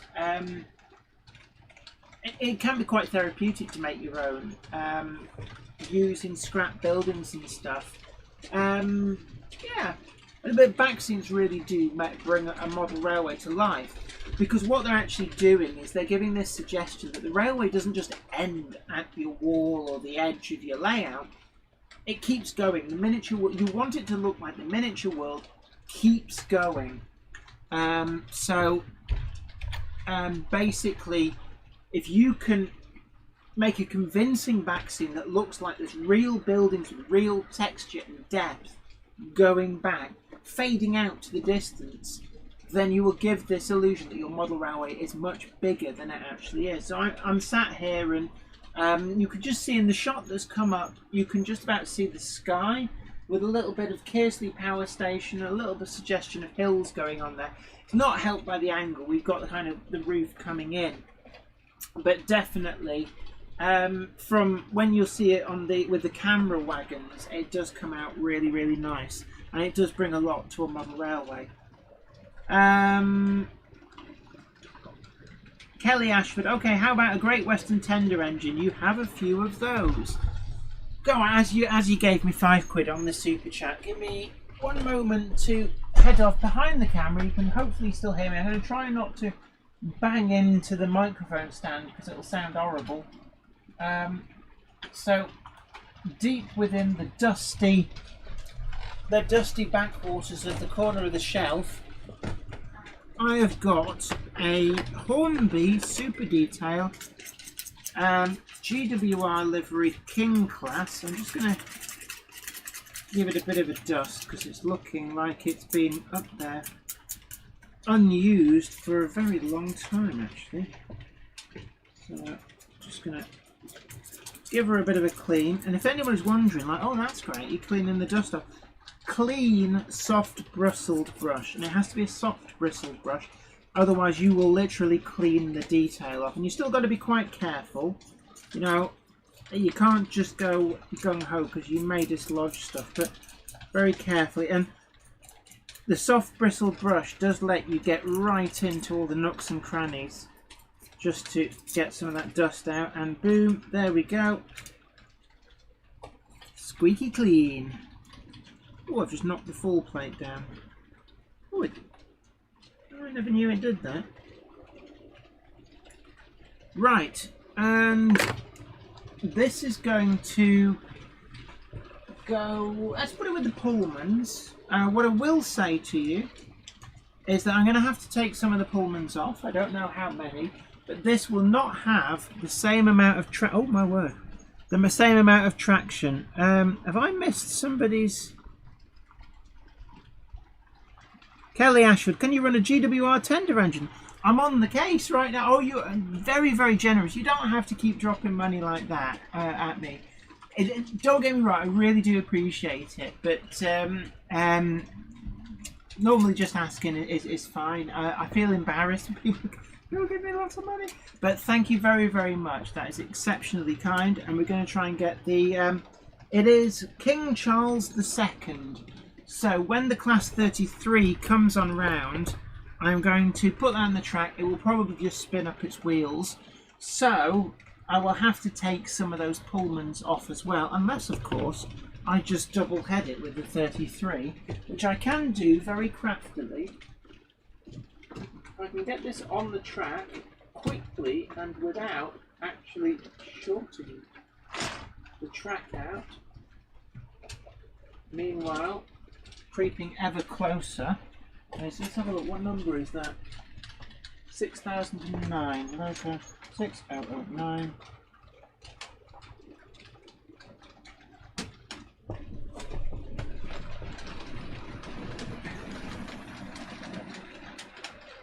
This Class 8 is doing its own thing as well, isn't it? So, what you should see now, this saves me taking the Pullmans off. It's not actually double heading, I'm just running two locomotives together. So the trick is to speed match them. That looks about right. I'll catch it when it comes round. For some reason the Class 8 has decided to trundle off, so I'm going to trundle that back onto its little isolated siding. But thank you very much, Kelly Ashford. So for you we've got a GWR King class going round, and it's piloting. Let's give it a little bit more beams, I think. No, that is wheel spinning now, so.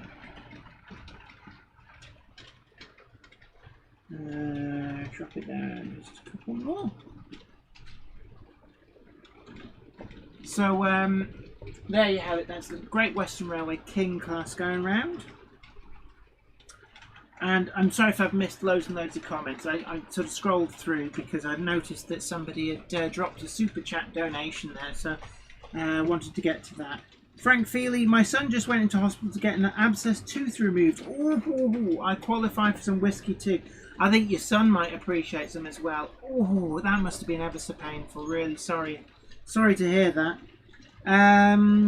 David Baker, DJ's upset by some US guy reviewing the Flying Scotsman USA Tour gold-plated version without knowing anything about it and getting 100,000 views. Don't really know why he was upset. Oh, is this DJ? Who's DJ? Dave? DJ? I'm curious now. Dave Smith. I'm looking for a comment here. Dave.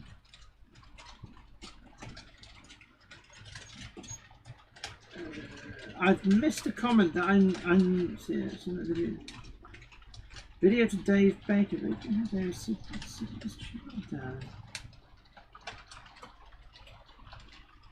I've missed. I'm just curious. DJ, who's DJ? Was upset by some US guy reviewing the Flying Scotsman USA Tour gold plate for.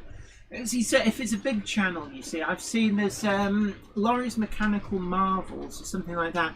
He reviewed an old Triang Class 37 set or something, and it's got like 60 or 70,000 views. And his channel has nothing to do with model railways, so it does happen. Let's have a look. Yeah, Leslie Gilpin. That's how I run my lab. DC and DCC with a switch between them. Yeah, works really well. Works really well.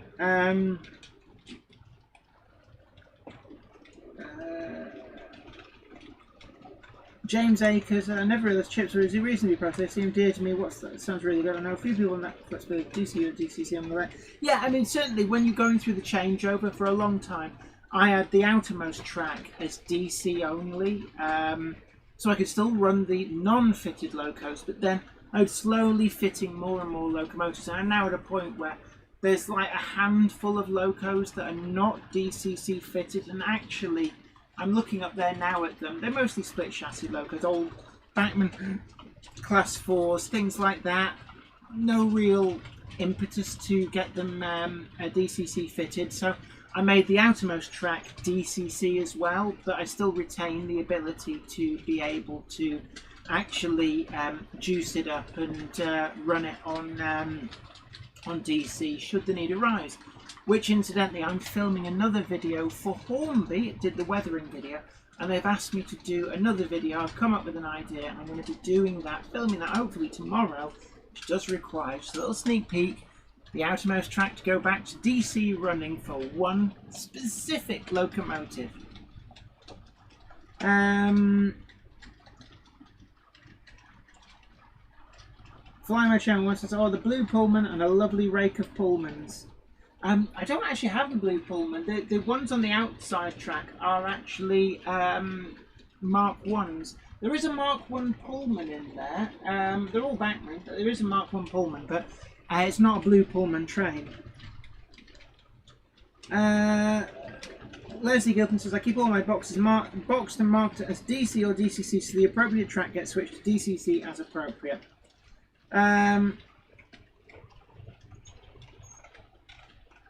Yeah, I mean, DCC decoders are our other channel sponsor, Train-O-Matic.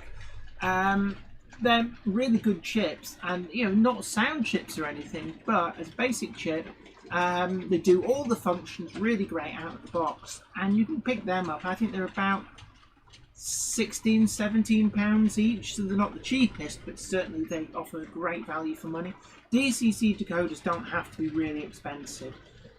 You can end up, though, if you have a collection like mine of nearly 200 locos to be DCC fitted, even if you were spending like £10 a chip by buying them in like super amounts of bulk, that's still a lot of money. Kelly Ashford says, I see her, she's a beauty. Yes, the King Charles II GWR King class in GWR shirt button logo green. I think that's what, late 1930s, something like that, just pre-war. Skidding a bit, so I'm going to turn it down a couple of notches. There we go.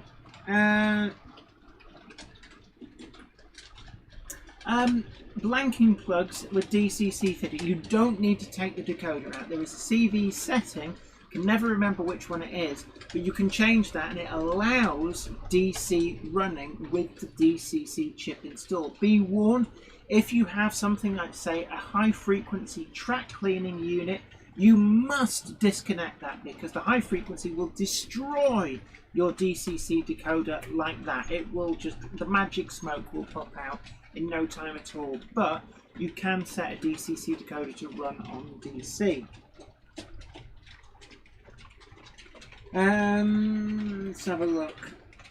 Ickham Road says, good evening everyone, very late too. Hope everyone is well. Yes, we are, and I hope you're doing well. We're still living in some strange times, but certainly railway modelling, model railroading, is a hobby which really does help so much for people's mental health as much as anything else. Being creative, building things, doing things, getting soaked into something that keeps and sustains your interest is a really great way to help your mental health through these difficult times.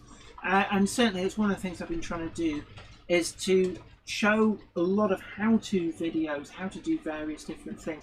I'm a big advocate of keeping things accessible. I hate like people being all exclusive and going, oh yes, I use the tried and trusted method. If you don't know, go and read the 1953 Model Railway Constructor magazine. I hate that kind of thing, so I like to keep things as accessible as possible. So when I film the how-to video guides, what I really like to do is to make sure that you know, it's done in a way that people coming to it as fresh go, oh, I can do that. And a lot of railway modelling is about confidence, I think, as much as anything. Let's have a look. Just scrolling down. Big hello to Lettuce Trains. Just have a look. Oh, blah, blah, blah. Just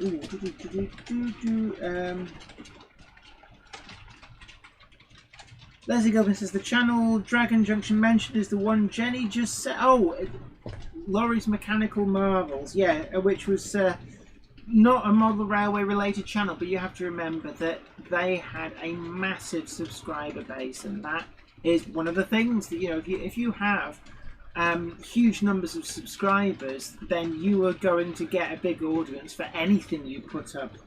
I mean, it's if Tyler Hoover, Hoovy's Garage, has got nearly 1 million subs, put up a model rail video. If he did a review of that, he would probably get hundreds of thousands of views as well.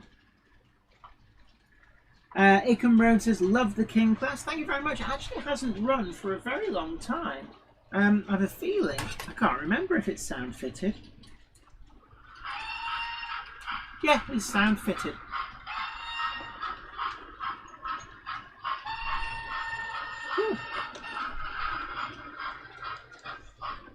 I find the sound chips can get very old very quickly, but yeah, I forgot that was sound fitted. Kelly Ashford says, what's not to love about God's wonderful railway?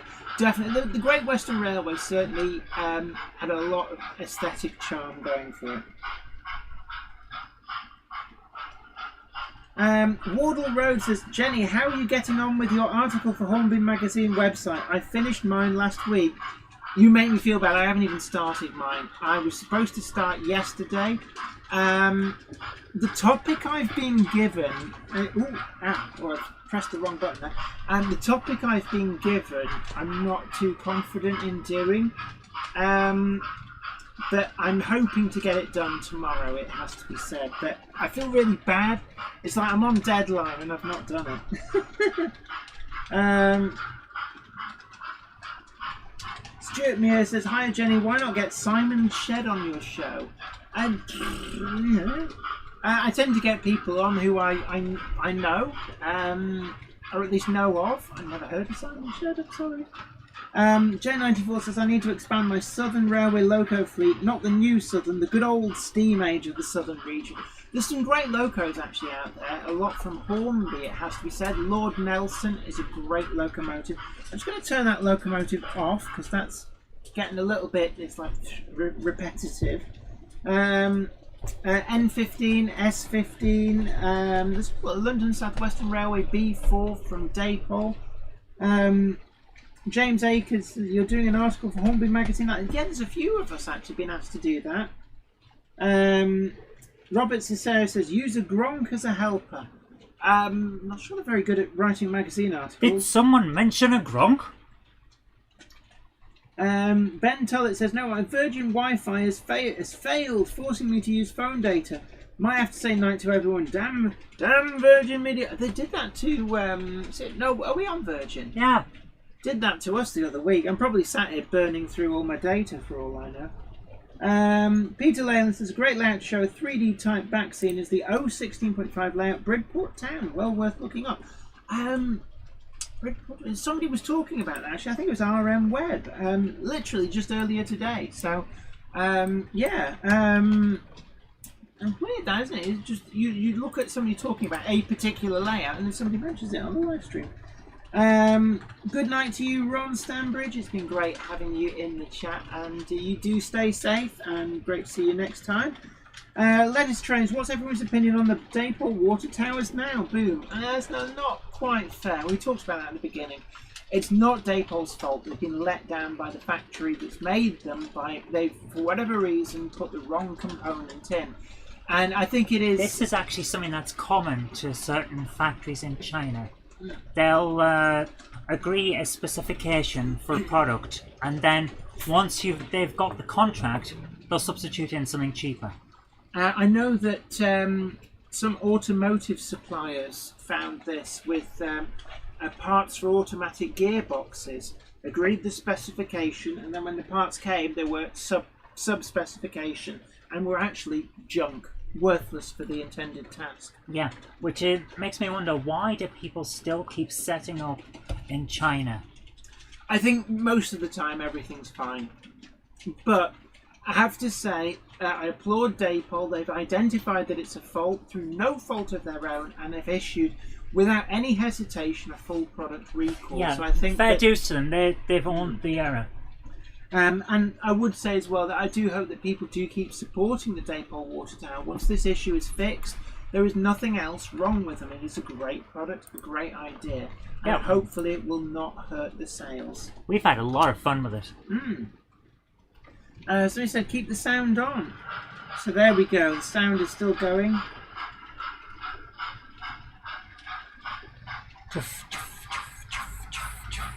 James Akers, I think I'd read it, Ollie. Why don't you do a blog for Wardle Road and you can monitor your progress for it?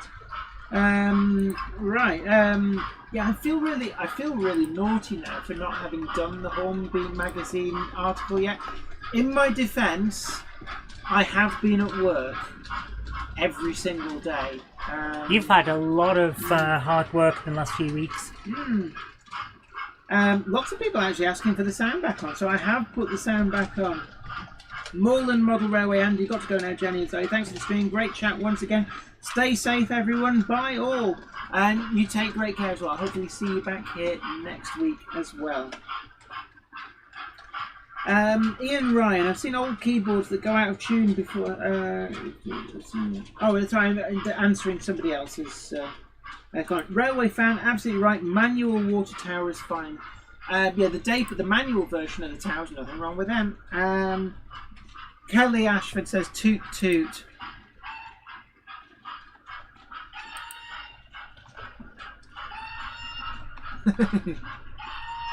I can imagine a small child just sitting there just doing this. We've got one now. Yeah, but you're not pressing the button. Walked into that, didn't you? Well, actually, oh, just noticed the time. We're coming up on the last 10 minutes. Do we have people submitted? We do have some that have been submitted, some videos. So it's time for the virtual model railway exhibition. Very much so. So we're going to be moving on now to the usual feature that we took the virtual model railway exhibition, and we're going to incorporate some of your videos into the end of the stream, the last 10 minutes or so. And if you want to submit your video, send the link to the video, not the video itself, but the link to it, and email that to the email address zoe@zoerobinson.com, and that's Zoe spelt the European way, which is ZOE. And then you just send us the link, explain who you are, what the layout is, and then your layout could be featured on the end of next week's Monday Club episode. So how many have we had submitted? Have we done okay this week? We've done a few, yeah. I couldn't tell you off the top of my head, but we have one from Ham Shackleton, and it's called Playing Trains. So this is from Ham Shackleton. So I did see your name earlier on in the chat room. And poof. We've switched over and ready to go. Are you ready? You're just staring at the screen like something was wrong. I'm waiting for you to hit play. Here we go. That's a 15-minute one. We're not going to show the whole thing. So... Oh. So it says Ham Shackle. Oh, remote control. Oh, I think we've seen something like this before. And I recognise this layout. I think this is the remote controlled trains. I see something trying to move there. Yeah. So it's certainly a proof of concept. It's certainly interesting. Oh, yeah. And of course, if it's remote controlled and battery operated, then it will just run and run. It doesn't even matter if the track is dirty or not. I like the plane. Is that a Supermarine Spitfire or is that a Hurricane? I couldn't tell you. We didn't. Actually, I didn't have a good enough look at it. I'm just focused on what's in the foreground. There's an awful lot of aeroplanes as well. Do you like my aeroplanes? So Yes, nice. we do. I'm sure I see a GMPTE livery class 108 or a 101, 108. That's really clever how he's done that. Yeah. I presume as well, because you've got the experience with the remote control and the model aeroplanes, it's something that you're reasonably familiar with. That is very cool. It's making me want to go and fly my drone. Manthony1956 says, thanks Jenny and Zoe, I'll say my goodbyes now. As my dad would say, I'll be 10-10 on the side. Look, you take great care of yourself. That's a rather chunky remote he's got there. It's similar to the one I've got for my drone. Dundee Rose says, Jen, are you still updating the live show page on your site? Yes, we are. If people email send me in the details, and again to the same email address, zoe@zoerobinson.com, then we will add them to the list. So yes, I think that is a Spitfire. But which mark? There's something like 14 or so. There are, but I'm just looking at the cockpit's window and it looks like a Spitfire. Yeah. But yes, if you send the details, Zoe will add that to the list. Yep. Zoe@zoerobinson.com. Richard Swiderski as well says, yeah, looks like a Spitfire. Kelly Ashford, you've made me smile. Thank you very much. That is a rather cool thing with this. Lettuce Trains is having Wi-Fi connection issues, so says bye for now. Jen, you'll like this bit. What High says, hi Jen, if you were to computerise your layout, what platform would you use? I've never really thought about it, I'll be honest. I do like on-train camera rides. You do. That's why I moved it forward when I saw that. Yeah. Russell Benton says, Jenny, thanks for the chat. Keep safe. You too as well. James Akers. That's a good answering somebody else. This camera here, the onboard one that he's using here. Shackleton, what kind of camera are you using? Because that transition from light to dark was like super quick. That is good. I like it. Yeah. Yep, Fly My Chairman one, absolutely right. URLs only, please, not whole videos. Yeah. Norman Rowe, yeah, we don't normally play the audio, I have to say. It's one of the things that we... Well, we can't, because we can't comment over whatever anyone's saying. Wardle Roses, I'm off now, all stay safe, and hopefully see some of you in my live stream tomorrow night. Jenny's absolutely right. Don't forget as well to tune into the Wardle Road live stream tomorrow. Is it 7:45? Is it the same time? Yes. So thank you very much, Ham Shackleton, for that. That was a great one. Are you actually showing off emails to everybody here? Or, No, of course I'm not. That's what they're seeing. Right, no worries. Jen always looks at the screen and thinks that what we can see is what you can see, but that's not necessarily the truth. Jack Chance Games, hello to you. James Akers, see you later, Ollie. Kelly Ashford, if we're talking aeroplanes, my favourite would be the Red Arrow, but steam engines, including Thomas and Friends, come out on top. FMR Station House, not everyone likes dinosaur riding trains. I think you're talking to somebody else in the comments there. I've missed the first part of the comments. J94 says, the last time I did an on the train video, it failed at the end, but I still uploaded it. Did it hit something that was out of gauge? We have one more if you want to jump into it.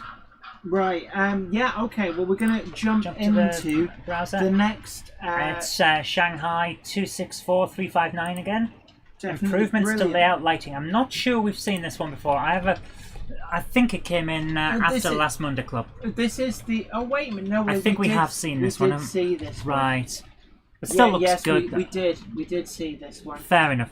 Okay, well, that's alright then. I'm getting confused. So we'll jump back to the Monday Club. Brilliant. That's all we've got then. Yeah. So we just have the one video this week. So if you want to be featured next week, don't forget to send a URL over to Zoe at zoerobinson.com. Actually, we just got one sent over just now. No, we haven't. No, we haven't. Yes, we have. Yes, we have. Oh, we've just had another one sent over. Boom! So yeah. Is this Viaduct Central? Is it? I'm just loading it up now to see what it is. So, Viaduct Central, yes it is. So Viaduct Central has sent over a link to one of their videos. So we're going to head straight over there now, and this will be the last in the virtual model railway exhibition. Here we go. Ooh. It's a loft layout. Class 37 with Mark 3, Mark 3 and Mark 1. I like the... I like I like the texture on... Oh gosh. That actually works really well. Disguising the edge of the boards with the bridge. So, yeah, it works really well. I like the texture on the station as well. That was, is it a signal box? But it was very good. Right. It's certainly got a large space here. This is what I really do like. I'm presuming that the actual audio is telling us what's going on. Maybe just flick the audio on. Unfortunately, we don't get to hear it here. That's part of the problem, but also, when we do it, I can't tell whether it's balanced or not. Yeah. So I always turn it off. There's certainly a lot of great space up there. Yeah. And that's going to be a great layout when it's all done. 2 running lines plus loops plus sidings. And then around the other side of the layout we've got you'll be very happy with the amount of insulation. Oh yeah, never have too much insulation. Actually, the foil-backed bubble wrap stuff is actually pretty good. Yeah. If you're space starved, it's quite easy to deal with. But yeah, certainly. I'm liking the station buildings he's got. I think they're Metcalf. Same with the engine shed. Oh, there's some Virgin Trains. Yeah, bit modern for your liking, isn't it, Jenny? Just a bit. But actually, there's some great amount of space up here. It's looking good. Jump forward a little bit. Ooh. Now we get a nice close look at some of the lines. I do like the engine shed. I'm assuming that... Is it... So... I presume... What's wrong? Oh, for some reason... Something sounds like it's derailed. Are you okay? Yeah, I'm just... Yeah, we're getting a nice bit of texture on the sides of the platform there as well. Which makes it... in my view, texturing makes things look more real. Yeah. It makes it look like it's lived in. Everything shouldn't be brand new. It's something that turns up in film a lot. Yeah. Before Star Wars and Alien.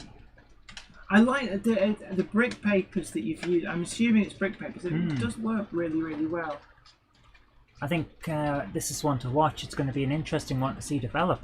Definitely, yeah. As the scenery builds up, there's a lot going on there. And actually, if anybody's seen Mouldy Raspberry is the rather inappropriately named title for the channel, but it's actually North Yorkshire Moors Rail, so like North Yorkshire Railway, no, so North Yorkshire Dales Railway, got there in the end. And that's in a loft similar to this actually, and it's a great one to just watch trains going by. The standard, the scenery is amazing, absolutely amazing. But there's a lot of potential up here. There's a lot going in. Early days of building, but definitely. What are those? The level crossing. Yeah, is that what it is? It's the base plate for the level crossing. So there's definitely a lot of operational interest. There's a lot of yard area around there. I don't know whether it's going to be. Actually, there's a diesel fueling point I just see there in the background. So it looks to be all scenic, and there's definitely a lot of potential here for. Running trains. Yeah, I'd like to see some updates on this when you get a bit more progress. Viaduct Central there, send some more. Because I want to see how this goes. Clever with the back scene. Yeah, doing the back scene before the foreground. Yes, you forgot to do that, didn't you, Jenny? Yeah, I did. So there's going to be a road area there. Right, I see it now, yeah. So there'll be level crossing gates to go on as well. But yeah, definitely, really... it's going to be a good one. Kelly Ashford says she's falling behind again. Oh, sorry. Yeah, Yorkshire Dale to Model Railway. J. Paul Anderson. I think David Baker. Yeah, I think actually it might be a loose connection somewhere because I just went and twiddled after the last time it did it. I fiddled some of the plugs on the DCC controller, and it's not done it since. But the track should be live because... Human City Junction says, is Zoe the person Jenny calls the closet monkey? The cupboard monkey, yes. Yes. Yes. I can't remember who coined that phrase, but it wasn't you. You just ran with it, didn't you? Yeah, I did, yeah. Skipsy Train says, hi Jenny and Zoe, I've been here in the background, but it's time to go. Today was one of those working at work day. I went out because my commute was more than just walking downstairs. Stay safe. You take care as well. It's always great to have everybody who's in it. Even if they don't comment, don't worry about that. It's just great to have your company. Absolutely. Everyone's allowed to just sit back and enjoy the show. They don't have to comment. They can if they want, but they don't have to. So, yeah, Mouldy Raspberry's layout. J94 says, I've seen the Mouldy Raspberry layout. It really does capture that North Yorkshire Moors look. Very much so. It's one to watch, I have to say. It is a great channel. But I'm going to now... What's wrong? Oh yeah, Zoe is the cupboard monkey. Very much, Zoe is the cupboard monkey. But it's just come time for me to say it's been a great stream. Thank you very much, all of you, for your company. And thanks also to War World Scenics for sponsoring us. Yeah, did let me say my piece. So big thank you to you all, and also a special big thank you for the new sponsor of the Jenny Monday Club, War World Scenics. You'll see their logo in the top left corner, and we've also got a link to their website down below. They're makers of scenic products, especially things like static grass, scatter, clump foliage, static grass applicators, glues.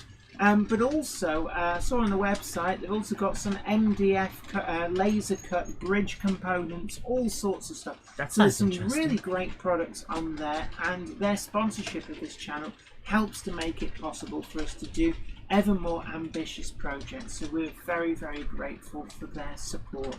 And also, don't forget, coming this week, we've got a review of the new Daypol 14XX auto tank in O gauge. That is finally coming up on Wednesday's video. Friday's video is a bargain locomotive and train pack from Hatton's, and we're going to be reviewing that and talking through some of the different options for expanding your model railway horizons.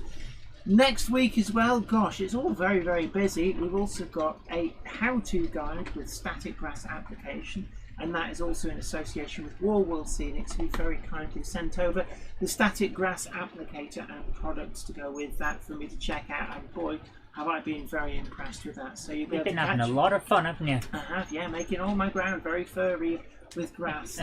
But look, until next time, you guys all take really great care of yourself. It's been absolutely amazing to have your company, and I always feel really honoured that you take time out of your busy Monday schedule to spend a little time on the Jenny Monday Club and share a bit of love. And that's what it's all about. The community as a whole has done great work pulling together throughout these difficult periods, and it is just such a great thing that everybody is helping everybody else to get through this, and that we've got this real sense that we're all we're all in it together. We're all going to get through it together. And, you know, nobody needs to be at home lonely with nothing to do, because there's an awful lot of great ideas coming through from the community and helping people with their model scenery techniques, with their model railway techniques. And it is great. I think that, you know, we should all be very proud of each other that we've done this and got through this. So lockdown is starting to ease, but do keep safe. It's very, very important. And until next time, this is me, Jenny Kurt, saying it's been an absolute honour to have your company. Hope to catch you next time. And the Cupboard Monkey here as well says thank you. Big wave from the Cupboard Monkey. And until next week, stay really safe, and I'll catch you then. Bye for now. Bye bye. It's now the awkward bit where it's like, where's the button?